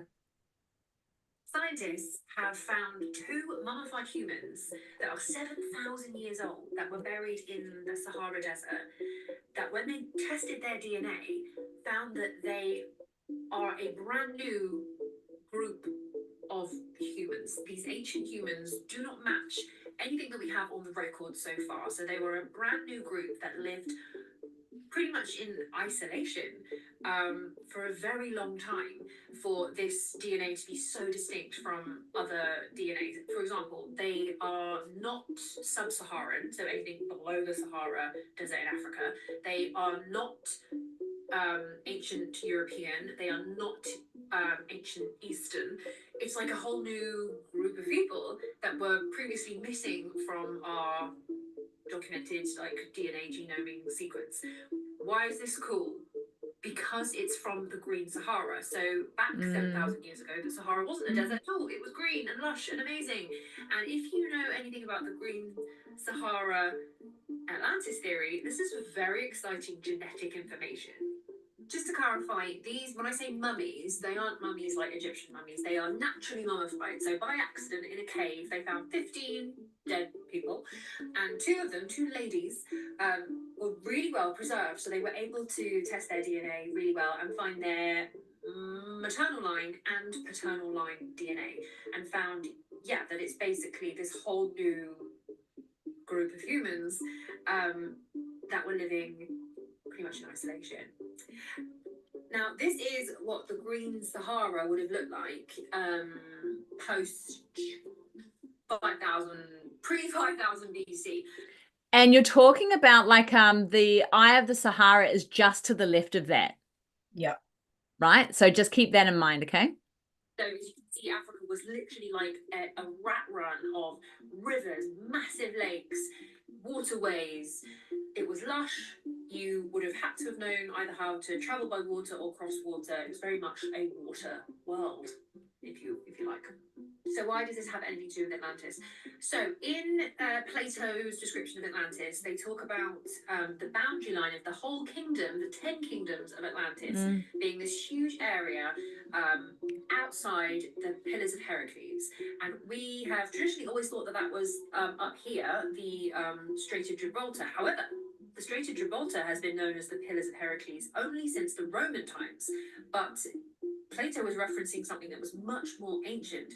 Turns out that there were other sites in the world that have been known as the Pillars of Hercules. They were used to be like places of like boundary line markers, if you like. Now there was another set of Pillars of Hercules that were on the other side over here, that was opening, that was facing into the Mediterranean Sea, in this bay here that is modern day Tunisia, that would have gone into this massive lake system over here. So there is a growing theory that there was a culture that lived around in the Green Sahara, the Atlas Empire, that lived in and around and had settlements around this area of North Africa, 10,000 years ago plus. And now we have information that there was a group of people living here that were completely removed from the, our modern knowledge of DNA sequencing. They've just popped up out of nowhere. Who were these people? Why were they so isolated? And it's kind of magic that we've accidentally found these two women that were alive 5,000 BC that carry the genetic traits of a group of people who lived in this area that just disappeared off the DNA map. They're not there anymore, but they were there when the Sahara was green. So I'm going to stop it there, because that theory of them, well, the discovery of them being 7,000 years old, if that's the genetic sequencing, then you could probably take them back a few more generations than that. And then are we pushing towards the ancestors of the Atlanteans? Yep. What do you think? Which is kind of cool, because that is kind of where I'm going into. Yeah. Oh, I love it. Okay, cool. So that was my evidence to and shout out to the old world, funny old world. Cool. She's awesome. Love her to pieces. And I think she's really, really cool at delivering, and give her some love on the tiki-toki. My last theory, and we've already talked about this really quickly, is the Azores theory. And the Azores was the first one that we looked at, which is the little group of islands off the west coast of Africa. This is a classic. Atlantis was a sunken island in the Atlantic theory, placing the lost land somewhere off the west of the Strait of Gibraltar, near the Azores or the mid-Atlantic ridge. Plato says that Atlantis was beyond the Pillars of Hercules and was a large island with naval power. Some writers connect this with post-glacial sea level rises. So a lot of people have gone into things like the last ice age, you know, just under 12,000 years ago, and that would give you timelines and this sort of stuff. And different access points as well, you know. 100%. Like, then what you say about the Nile and that sort of stuff, you know, the river used to run differently. There was different access points. There was different things that were being shown because the water was at a different sea level. And that's a major issue when you've got civilizations just and you're like with the river, you know, like in Egypt, it's been proven because like, you know, they've had drought and stuff there and it's gone down and they've literally found cave systems, they've found other houses, you know, other villages, you know, all this kind of stuff. So major things. They found the temples of the horsemen. It's not annoy them. Oh God. Did we not learn anything? Do not read from the book. I know. But again, I'll leave that theory there, but there is so much evidence to show that that could have been the Azores as well. And all you have to do is look into that one. I love the theories that people come up with because a lot of the time they're backed in some form of evidence, right? There's evidence to show that that could actually be that. And so that kind of took me into a big giant rabbit hole of like, what are these theories and what does this look like? I've got one more little video and I feel like this is going to push into what you're talking about now, Jules, as well. Do you mind if I play it? Hurry up, make it quick. We're running out of time, Lisa. We are never running out of time. You've got an entire hour to talk. All right, so this is my last little video. I'm sure you're going to love it. Just give me 2 seconds to pull this puppy up because this really tickled my fancy. Oh, no. And here we go. And I feel like it's going to tickle your fancy too, because why wouldn't it, right? Just 1 second while I share my screen now, okay?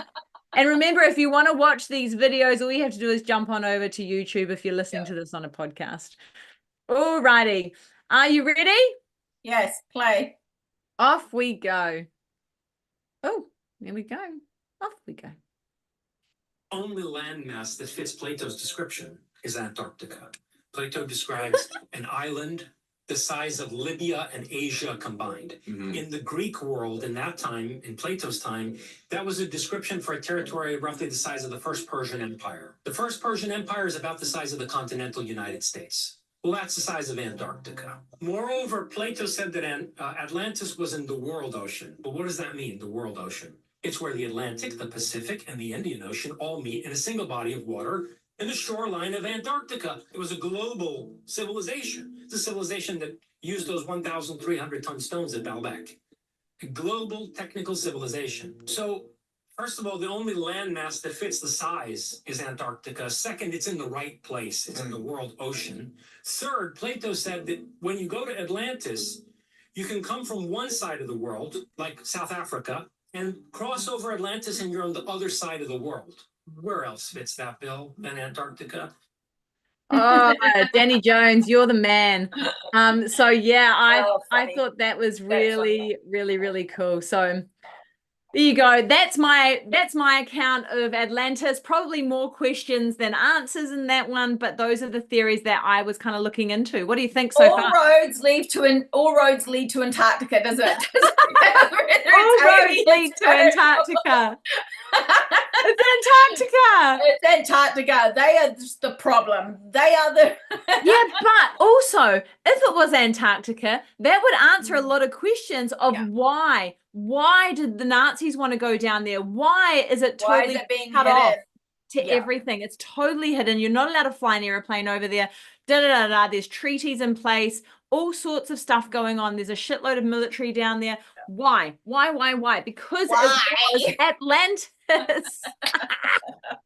Okay. Oh my God. Okay, Guys, so that was really interesting. The not the Antarctic video, but the other one, how she's talking about this strange, these two women. Yeah, yes. Yeah, I thought So- you might like that because that's a really great discovery as far as like 7,000 years That's old. pretty amazing. So, Lisa, tell me, what are your views on what do you think the people of Atlantis are like? What have you heard? What is the main narrative about Atlantean people? What type of people are they? They were aggressors.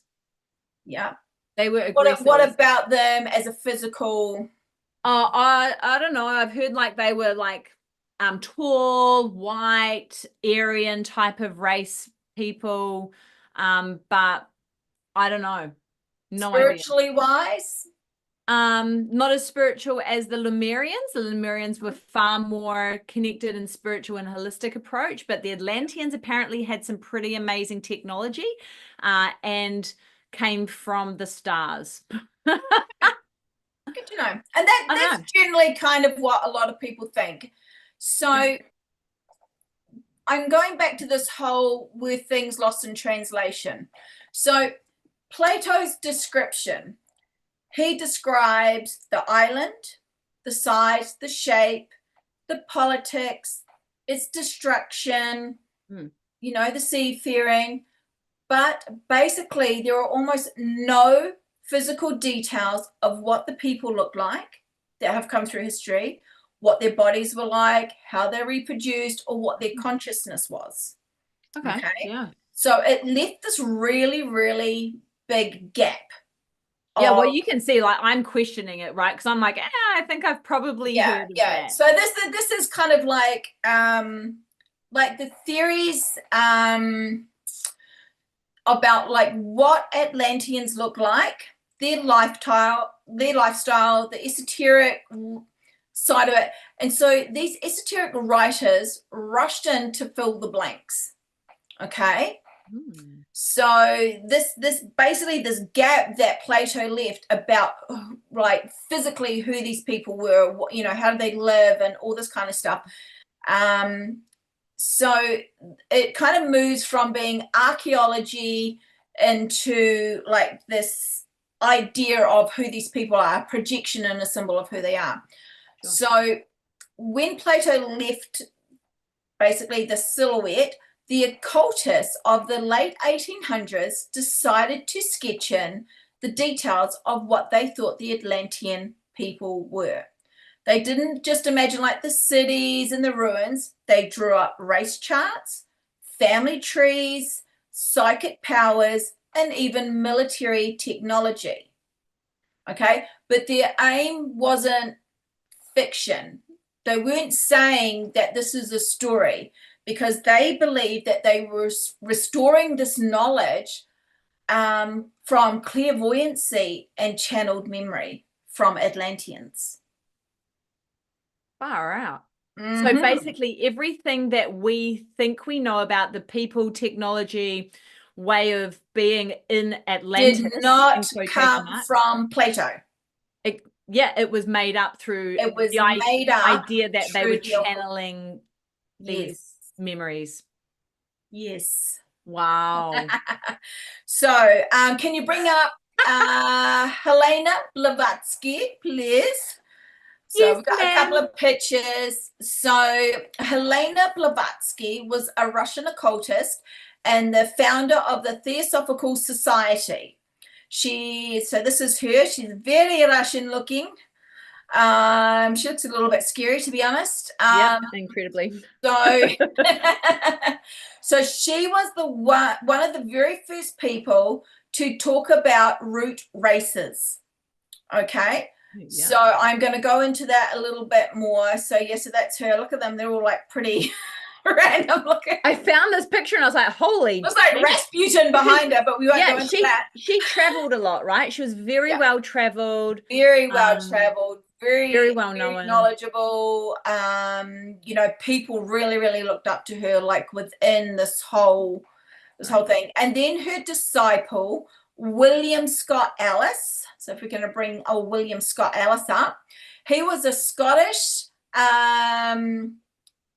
theosophist who published the story of Atlantis in 1896 and lost Lemuria in 1904. Okay, so these stories have come from them apparently through clairvoyance and them channeling Atlantean members. Okay, so this is where it's all come from. Wow. Yeah. Okay. Yeah. So I knew Yeah. Helena Blavatsky had a lot to do with Atlantis and Lemuria and that sort of stuff. And Yes. the thoughts around that, but I had no idea that the entirety of the population and all that sort of stuff was made up by them. Yeah. Yeah. So, and the other person who kind of followed on, which I found super interesting, was Rudolf Steiner. Who was hello. also a philosopher, a Yeah. scientist, and a founder of anthroposophy. So though Rudolph's and Helena's like opinions differed, they have basically built the blueprint for what most modern Atlantean lore looks like today.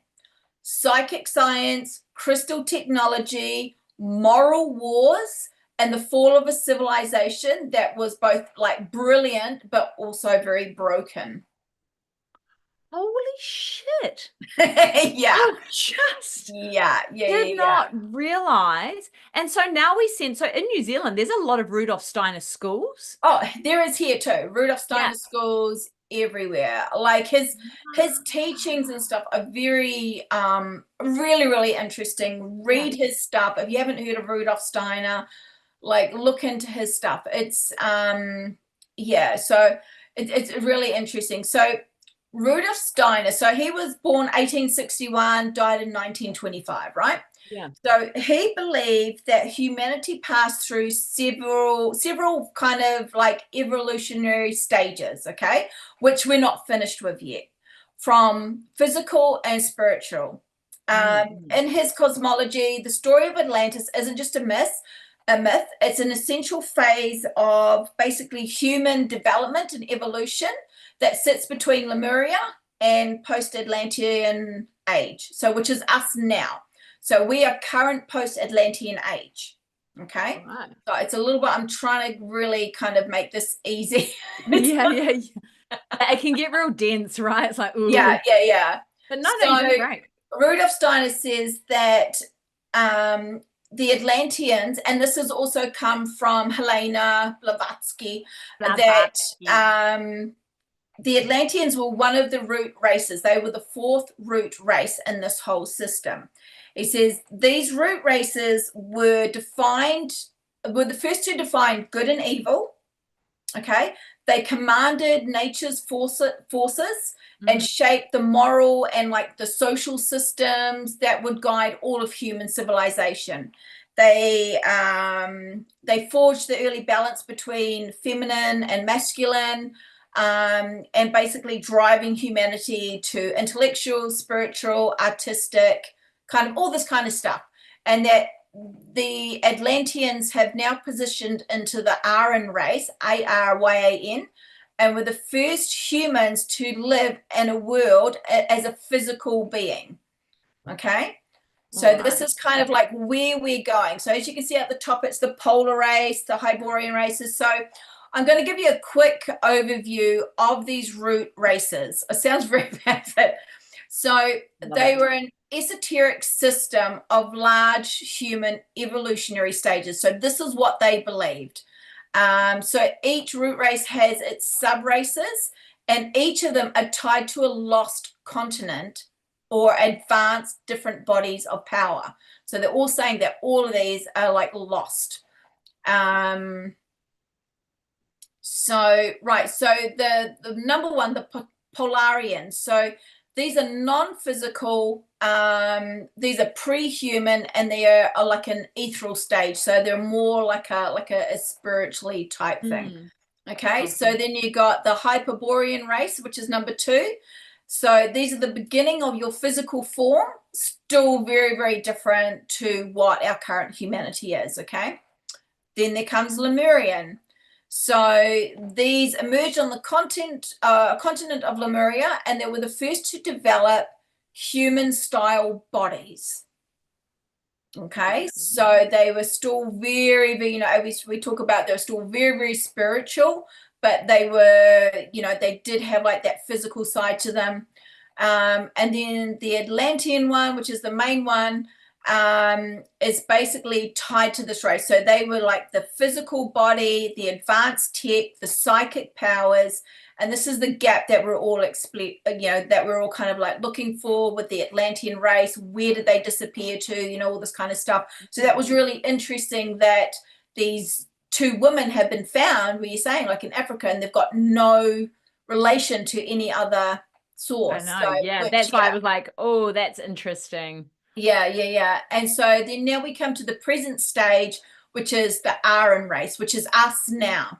So this is like the fifth root race, and this is what we are currently inhabiting Earth. It's not related to the racial ideologies, you know, like the Nazis. So they talk about the Aryan race. It's nothing to do with that. It is just a human spiritual and physical evolution of what we're going through. And this is like something that everyone talks about now. They're talking about the change in our mindset and our spirituality and all this kind of stuff. So, you know, this has been said for a very, very long time. So this is kind of like where we're sitting now. Yeah. And then we go up to the sixth one, which is the future stage. This is where we're emerging into whatever we're going to be like spiritually. We're going to, you know, we're going to realize that there's something more beyond than our physical body, and the final stage of evolution. So it's really interesting how it's all kind of coming around. It's almost like it's coming full circle, you know. It's like this thing, we're coming back to it. So and it's interesting that each one has got a different element attached to it. The Atlantean race is earth, Lemurian's water, and the Aryan race that we're dealing with now is the ether, right? Which we've got these kind of timeline kind of shifts going on, where we were talking about this yesterday, right? As an empath, Juliet feels things like massively, right? Takes on like energy left, right, and center, and that's why she's connected, and a little bit of kind of, you know, sensitivity and that sort of stuff to everything. I'm kind of just like, just feel like it's all over the show. And there's a lot of people out there that are kind of, you know, referring to the Schumann resonance, where there's these massive pulses of energy going on and that sort of stuff, and that's all ethereal, right? It's all ether. We're all energy. It's just like this massive, you know, and it's funny because you even talk to people who are not into kind of our type of subjects or don't believe in this kind of stuff, but they're all saying the same thing. There is a shift happening, and they can feel it. And it's either making them fearful or it's making them curious, which is really good. And I love that curious side of stuff. It's like, don't be fearful, be curious, look into it, open your mind. So 100%.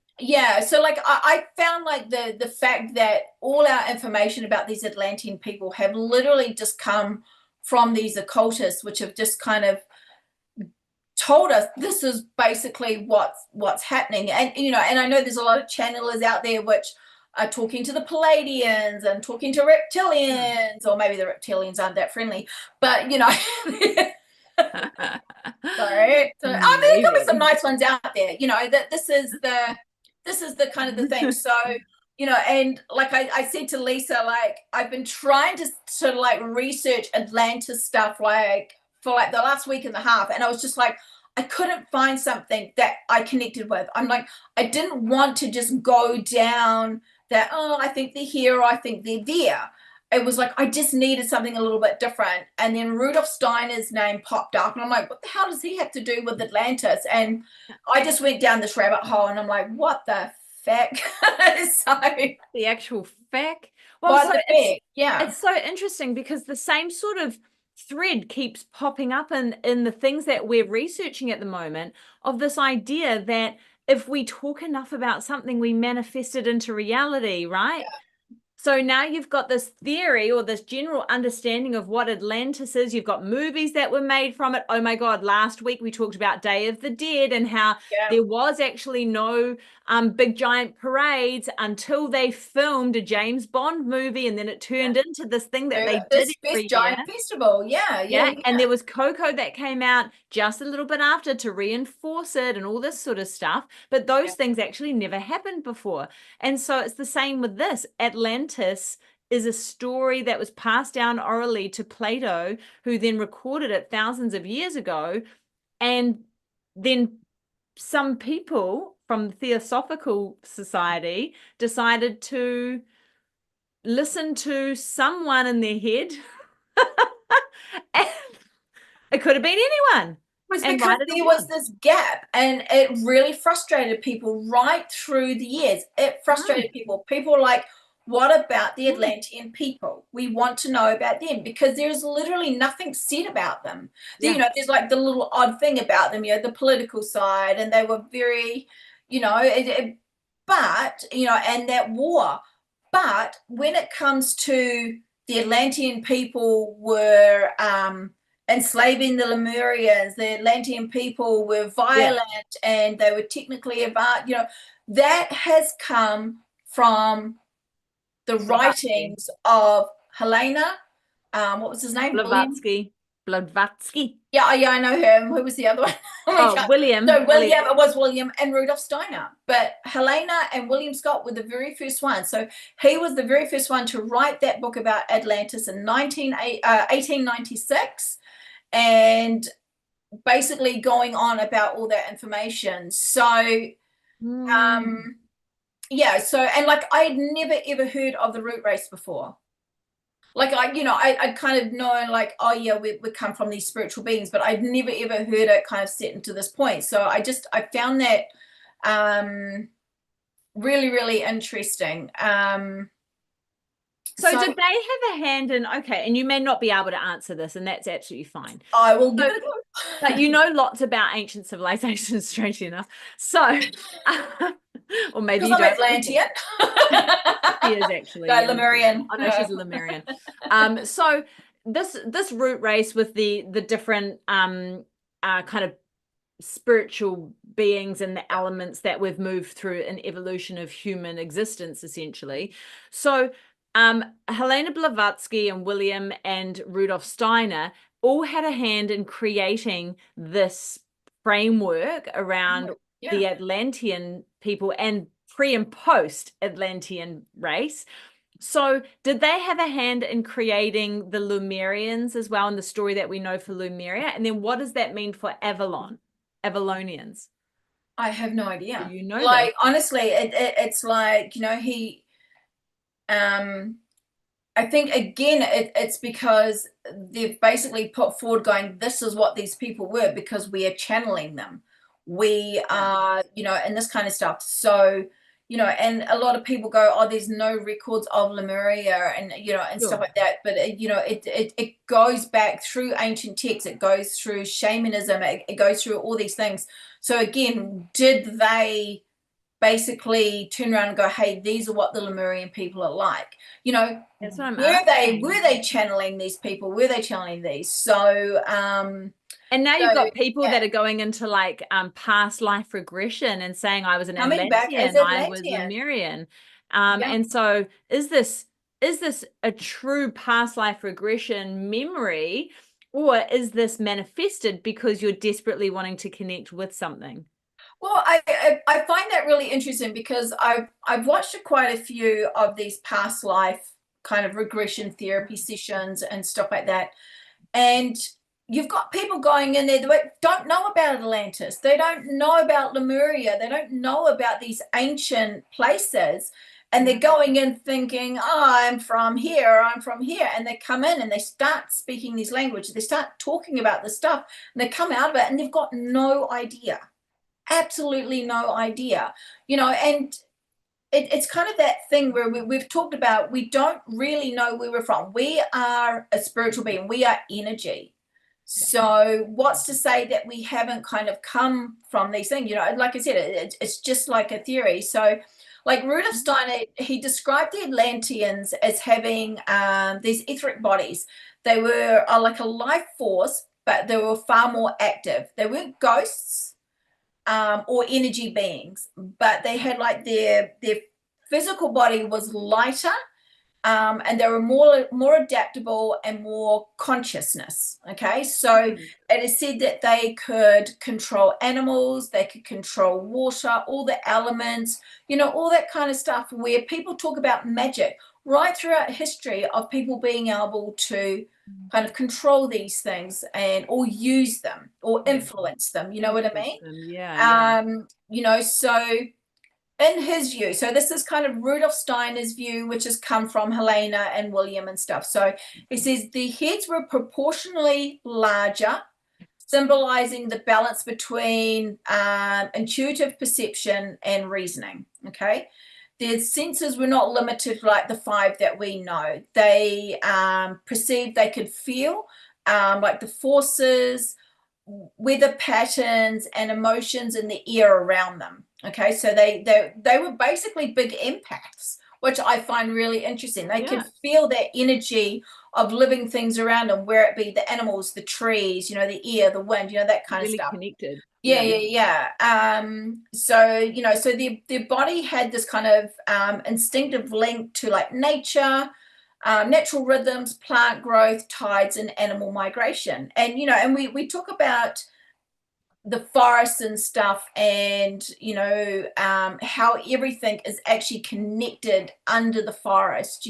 You've got the root system, you've got the mushroom, you got everything is all connected. So that's kind of like what these people, how they're describing these Atlanteans, these first original Atlanteans, which I find really interesting, because we've only learned in the last 10 years or whatever, 15 years, that everything is connected under the forest floor. People just think, oh, there's a tree, there's a plant. It's stuff that they weren't talking about, that they didn't know about back in those days. Have you seen hey Jules, have you seen the video of the mushroom playing music?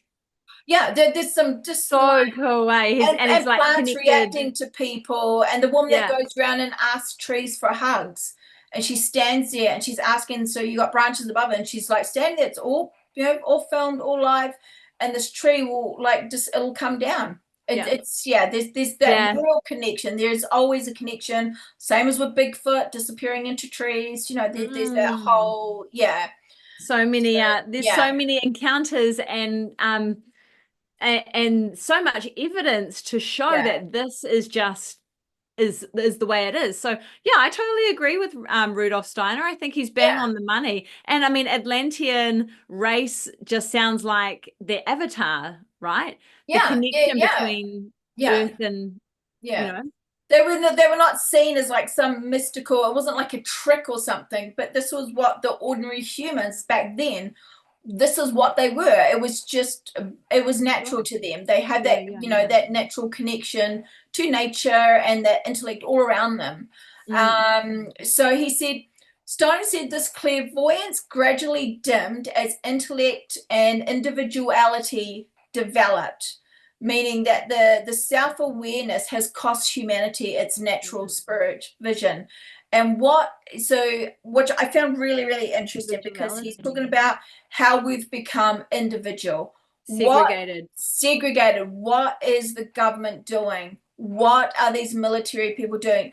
They are trying to segregate people, segregate races, cause issues between this race, this person, division. That is exactly what they are trying to enforce on us now, what the media plays on, and and these groups that are that are just you don't even want to talk about them. Like little minority groups. And like we were talking about how community is so important. And when we grew up in New Zealand, you knew every single one of your neighbors, and you left the door open, unlocked, windows open all day, never a problem, because everyone knew each other. And if anyone did anything real shitty, you knew who it was, and because you got your ass kicked, or you kicked their asses. Yeah, I know where you live, and I know your mum. Like, and everyone knew each other. And it's that community of where people aren't individuals. They're not separated from the herd, right? Like they're not divided. They're literally together because we have to be together, and that's human nature. And I love that. That's exactly and this, the you way. know, and like one of the biggest divisions, which kind of came through, like it sounds crazy, but through like not just medieval times, but in you know, other ancient civilizations, women got together, they cooked together, they went down to the river, they cleaned the clothes, they washed the clothes, they did all this stuff together, they spoke, they talked, they sung songs. That was, you know, if there was any issues, it was sorted out there. Any issues with the men, it was sorted out there, you know. And then, you know, the washing machines came in, and then women have stopped connecting. And this is a big part, you know, that we talk about this all the time. Women have stopped connecting. Yeah, you know, it's like, where is that connection now? It's all about me. I don't need you. You don't, you know, it's like, it's we've lost all that, and it's, you know, and this is what causes a lot of issues kind of between women and stuff today. Yeah, 100%, man. You have hit the nail on the head. And you look at the Salem witch trials and all of the witch trials that happened throughout that time. Women were no longer allowed to gather. They were no longer allowed to be seen two at a time. That was it. Yeah, absolutely. And so systematically, they, in quotation marks, have broken down those connection points that we women have together, and the need for the man in a family unit, right? And in a community. We need men to cut wood and to go and hunt and to do those sort of things. Yeah, sure, we can do it. But it turns women into this really overly strong, independent person where we no longer need that other person. And that's not good for us, because all of a sudden women become this, I can do it all myself. Obviously, I'm incredibly feminist because I can fucking do it all myself, and so can you. But it doesn't help when we're trying to connect on a spiritual level, on a conscious level, on an energetical level with other women. And we need that feminine energy. And that's a really good thing. It's things like, you're not allowed to talk about menopause anymore. You're not allowed to talk about hormonal imbalances. You're not allowed to talk about all of these sort of things and deal with them. It all has to be shush under the cover. You're not allowed to talk about any of that sort of stuff anymore. And it sucks for guys as well, because you know, there are guys out there that are, you know, very masculine. They want to take that protective kind of part, but there's also guys out there that don't want to do that anymore, you know. And it's hurt both sides, both men and women. Absolutely. You know, it is you know, really segregated us all, and that is the really sad part about it. And I love individuality has created this mess that we're in. And not that I don't agree with being individual. I think we shouldn't all be the same, but we have to have connection. We have to have a spiritual connection with someone else, like that quantum entanglement on an energetical level. We have to be connected. Oh, that's so interesting. Wow, that could be a topic. So like he talks about like the Atlantean body kind of sits in that kind of framework of modern kind of that dense, that physical human, and also parts of the spiritual Lemurian kind of side of stuff. So it's kind of like that combining of the two. They don't talk about the war between them, you know, and because there's this constant, you know, what modern history said is that there was this like this war between them, and it's not spoken about like that. And so then we kind of get to the Aryan race, which we're supposed to be now, where we've lost more of that spiritual side. So so when it comes to like the technology side of stuff, this is kind of where it gets a little bit there's some stuff that can be a little bit crazy for people. But so Rudolf Steiner talked about Atlantean technology. He wasn't really describing mechanical engines, you know, that kind of stuff, metal machines. So to him, that technology was both kind of like physical and psychic. So it wasn't made of like iron and, you know, all this kind of stuff. It was made of energy from the mind, and that's kind of what he called the forces of life. So that's what they called it. You know, the Atlanteans were able to manipulate the life forces. You know, they can help plants grow. They can basically make it rain. They harnessed everything that was living and breathing within the earth. They could use sound vibration, which I found really interesting, to move large objects. So they used harnessing plant and atmospheric energies for transport. So that means that vehicles, or what they class as vehicles, would move through will and life force rather than combustion or mechanics. So yeah, that was like, yeah. So and you know, typical that the projection to guide, influencing weather, magnetic fields of the earth, that kind of stuff. So he was all about kind of mind control, and mind control of that energy. So he says that they often say that this ancient knowledge again was lost not because of a catastrophe alone, but because of humanity's inner faculties changed.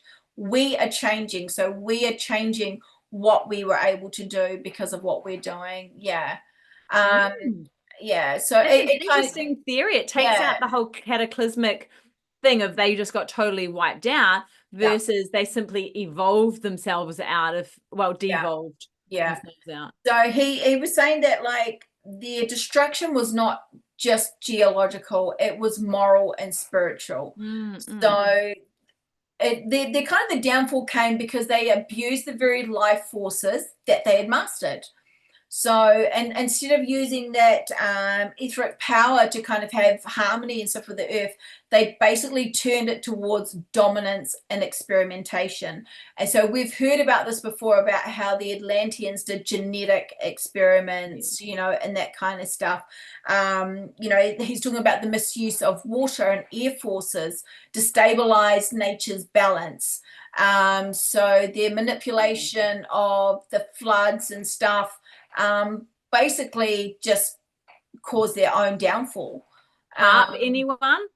Anyone? Is anyone hearing the same kind of situation happening again with the adjustments of weather and weather control and aluminium sulfite that we're putting up into the air and atmosphere? And so basically this triggered like the flooding, the destruction, and that kind of echoes through like many civilizations. They've all done the same thing. You know, there's been the same issue. We get to a point where we go, hey, we're so technically advanced, we're amazing, look what we do, and basically the flood comes and wipes us all out, and then we start again. You know, it has been recorded in history over and over and over again. There's actually a timeline of how long civilizations last, and apparently it's about my memory's a bit shithouse, but I think it's like 500 years, and that's what starts the decline. So once it hits the pinnacle at 500 years, there's a decline, and you can actually see that trend through so many different civilizations, great civilizations in the world. So so that's why so it was really kind of like interesting. You go into Scott-Elliot, you know, like their kind of thing, and they were talking, so like they literally drew like detailed maps, genealogy, race charts, that there were 7 kind of Atlantean sub races that kind of spanned like millions of years. They're talking about, they're not talking about just they're talking about millions of years. How the first Atlanteans were described as tall, dark-skinned, and very strong, but deeply intuitive. The sub races later on evolved towards red, copper, yellow toned skin, and then becoming more technically advanced.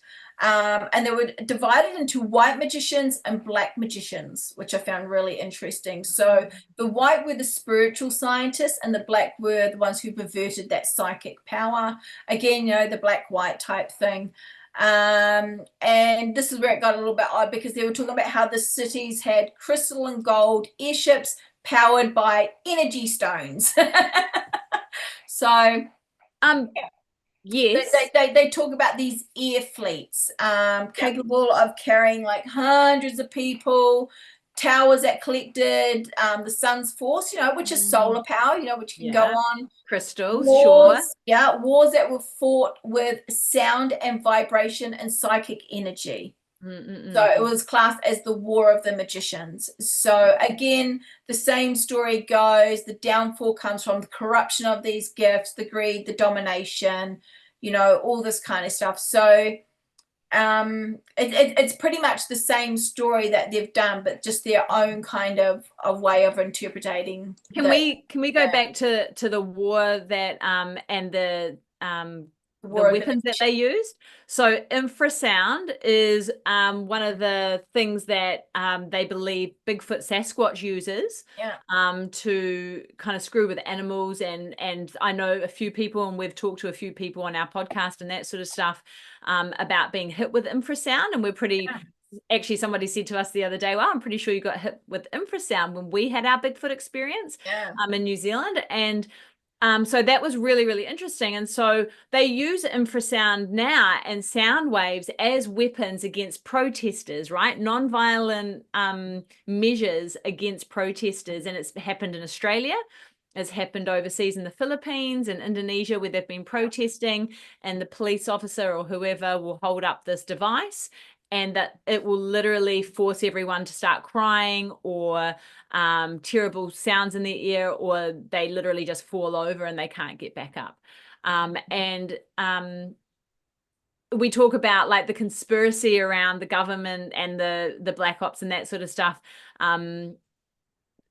The military complex having these technologies and having them for years and years and years. And we think that maybe they've gotten them from extraterrestrials, i.e. Roswell. But what if the theory goes that, in fact, they've had them for thousands, 25,000 years, if you wanted to be precise, on the fall of Atlantis, and they have just had those through genetic lines. Or they found Atlantis.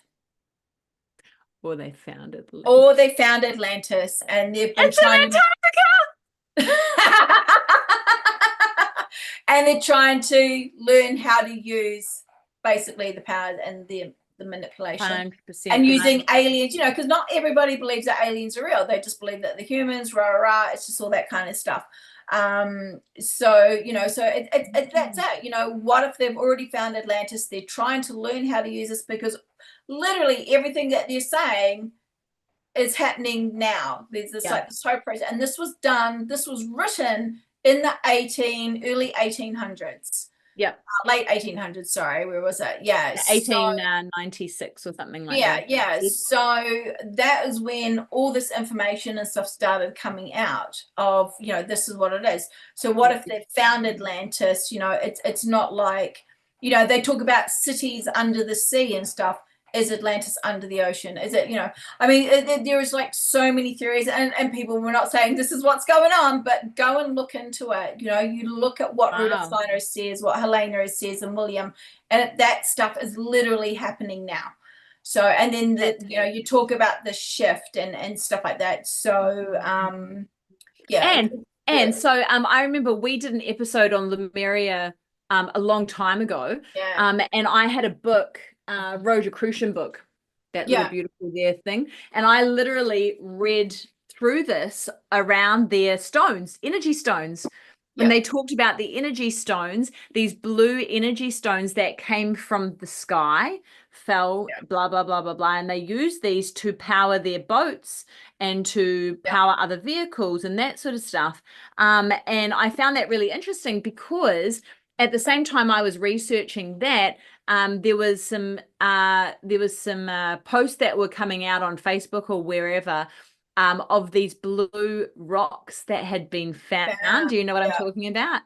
Blue rocks that had been found that were tested not to be of this earth. They didn't know what compound they were made out of, but apparently they were said to have these magical, in quotation marks, properties about them. And they were found somewhere in a meteor shower or whatever in the middle of nowhere.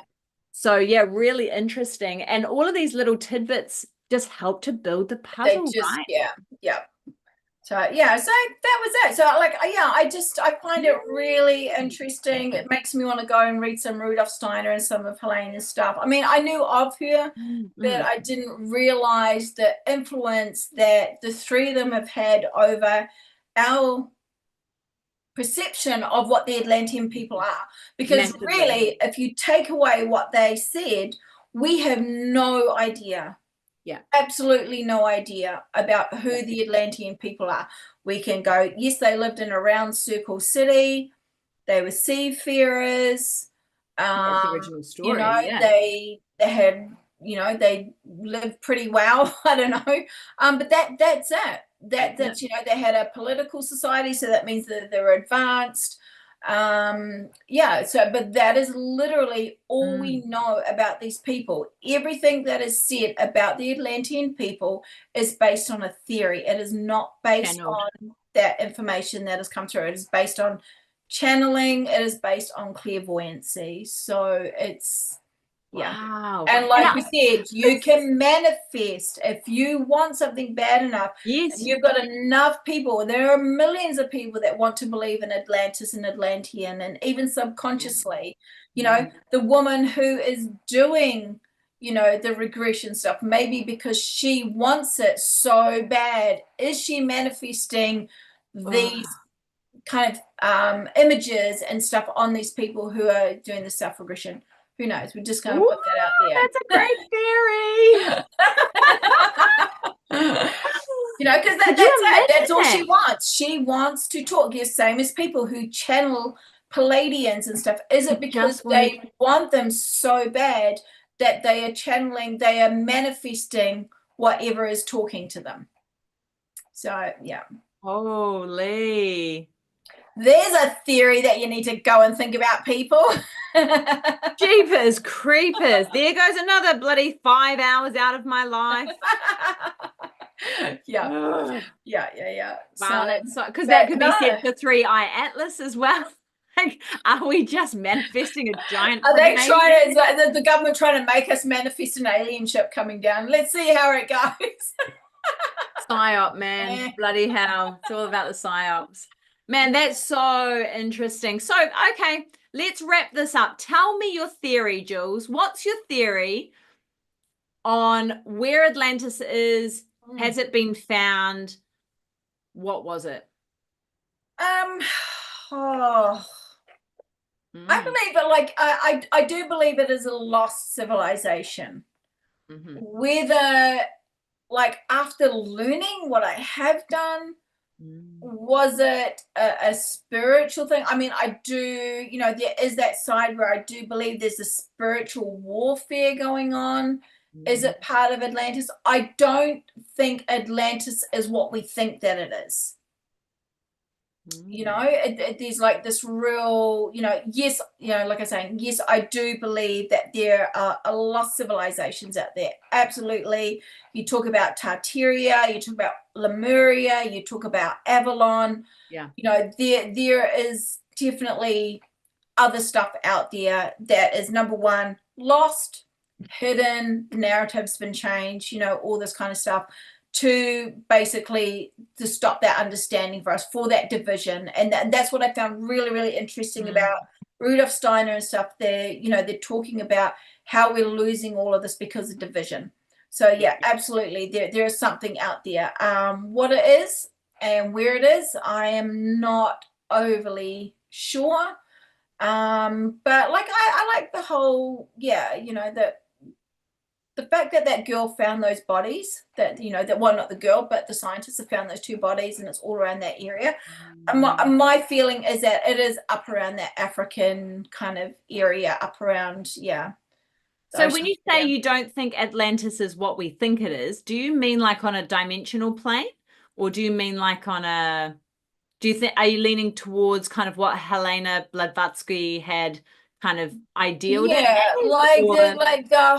mean, yes, you know, you're talking about the root races and that spiritual side and how they were not so much the physical bodies. I don't know, like, you know, it's you know, they talk about Lemurians that weren't actual physical bodies and stuff like that, but then, you know, if it was a lost continent and there were these like Lemurians there, they would have had to have had a physical body. Yes, I believe, you know, that they could deal with like the spiritual side and, you know, have more control over energies and that kind of stuff. I just, yeah, I think there's still too many questions that need to be answered to kind of give that actual kind of feeling. And now knowing, you know, what we know about manifestation and how people can manifest like all these different things and these because it's just energy. It's really got me questioning stuff now. Yeah, I'm so glad you've gone down that timeline, because man, it's just energy. Anything's possible. Energy. Yeah, absolutely. So really, I love the fact that you brought up when Rudolf Steiner was talking about the idea, the theory that these Atlantean people could levitate heavy objects using sound frequency, because that's what they do in Tibet. It's been well recorded that these Tibetan monks would use these giant trumpets, big long trumpets, and use that as levitation method to put things up into the wall caves, like the big caves that have no way of getting up there, and that they've like levitated someone up there to dig it out and all that sort of stuff, right? And that's how they get their artifacts and their other things that need to go up into these wall caves. So that kind of really got me. And it's also very well spoken through the Vedic manuscripts and other ancient manuscripts and texts about levitation using sound frequency and vibrations and that sort of stuff. So that was written in 1890. Whether or not they had the ability to look at other civilizations as far as like their documentation. I know Helena Blavatsky was very well traveled. She spent a lot of time with gurus over in India. She spent a lot of time in and around those sort of areas. So she was very privy to those sort of teachings. And I believe she got her first downloads and channeling while she was in India and around that area as well. She's really interesting, but she's also attached to dodgy secret societies with people like Aleister Crowley. So dodgy. My view is right, we all know that I'm addicted to Antarctica, and one day we'll go there. And chuck a giant in there, she's all gone. There's a giant in Antarctica. I'm never coming back. I'm going off grid. So my view, I like the idea that they've already found the technology or the something that Atlantis held, or Lemuria held, or Mu, or Avalon, any one of those big civilizations, because we know they were vast. They weren't just the city with the circles. Huge. It was vast, right? And there's stories about one of the Atlantic cities being in and around Egypt and that sort of stuff, with the Sphinx and the under the feet of the Sphinx and all that sort of stuff, like the records, Akashic records and stuff. So I like the idea that potentially the governments, in quotation marks, the people that be, have found this sort of technology already, either found Atlantis or have held onto that through the generational bloodlines. We know that they're so incredibly strong on keeping the bloodlines together, the negative RH sort of bloodlines and that sort of stuff. And so is that part and parcel of this ancient esoteric knowledge of connection? We know they do rituals. We know they do all of this sort of stuff to maintain their positions, their wealth, their power. And most likely they're housing it down in Antarctica. Well, how about this? I'm just going to throw something at you. So we know the government and the people, the powers that be, do diversional things, right? So, oh my God, look at this happening over here, why this is going behind here.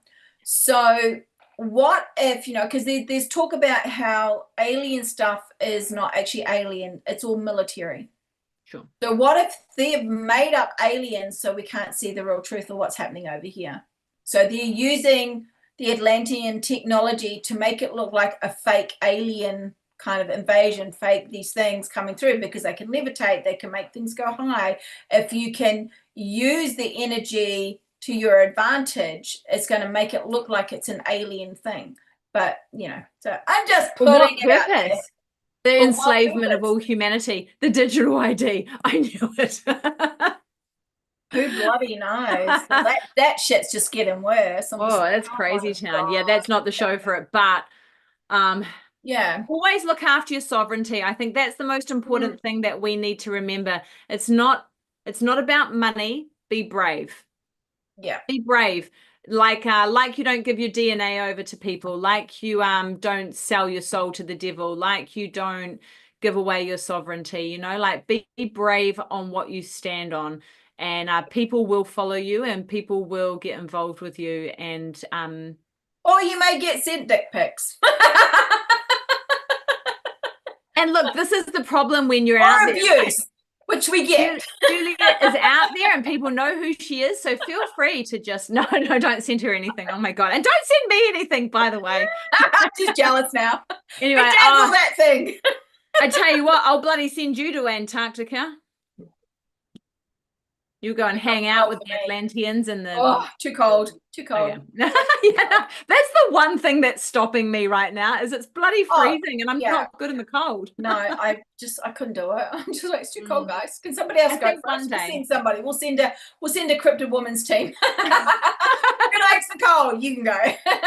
Off we go. Well, apparently one of our members, Lacey, is in Ohio and she is covered in snow at the moment. So they've just had a big dump. So stay safe. We have not.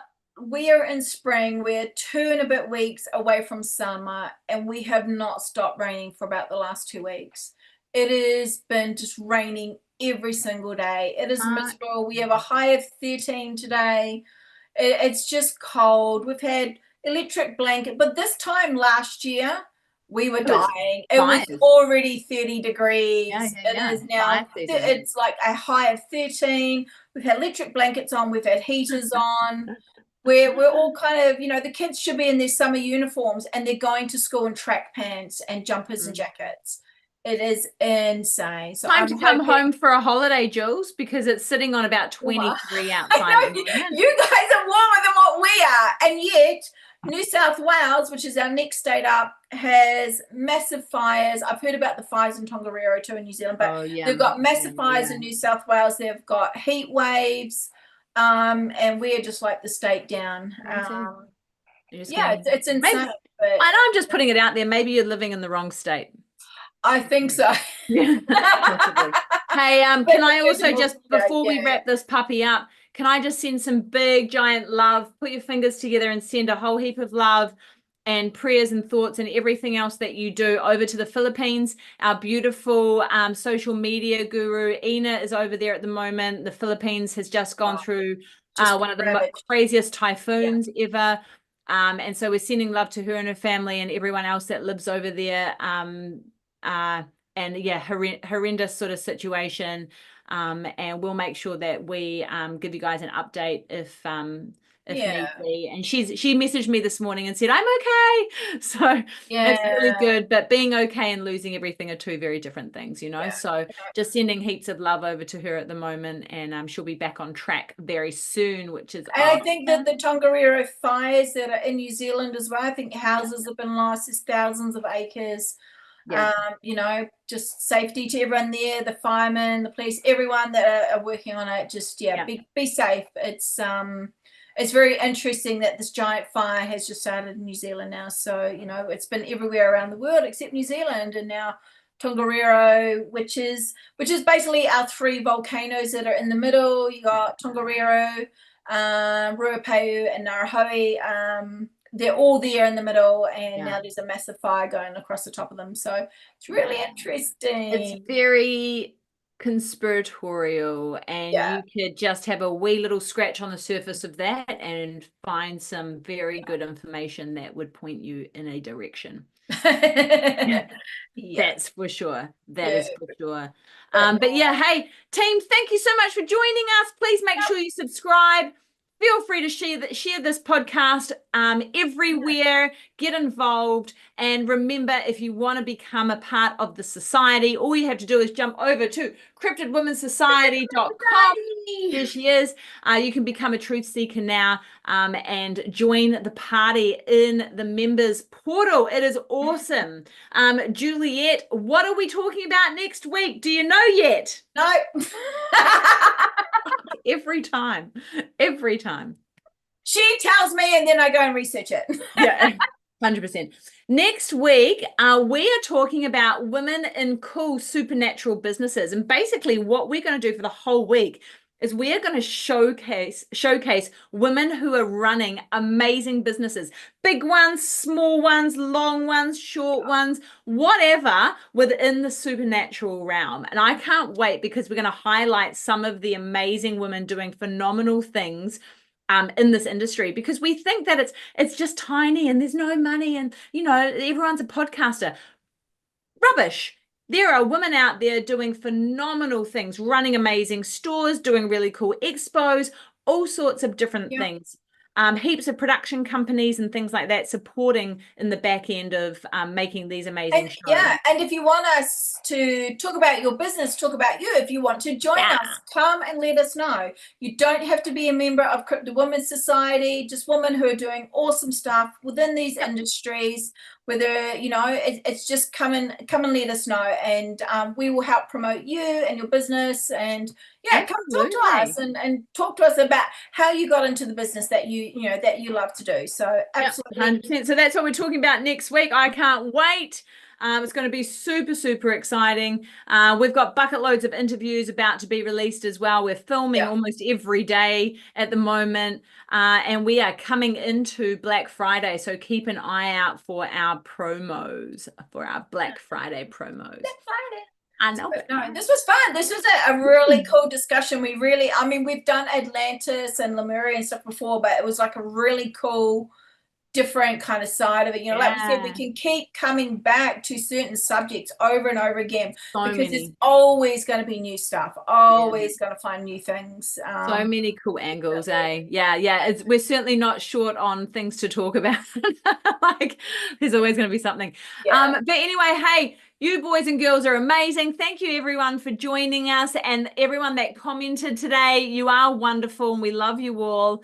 And big kisses and cuddles. And hopefully one day we get to go and have a beer with you all. I'm sure we will. That would be fun. Oh, yeah. Let's wrap this puppy up by showing you our pigtails. Mine are in the faded. Mine's not. Oh, look, here we go. Oh my God, Princess Leia. Princess, like I've got giant balls hanging off my head. Oh, that looks like a photos of this one. Anyway, and on that note, loving to finish the way we started. Okay. Bye, everyone. Bye, everyone. Big kisses. See you later.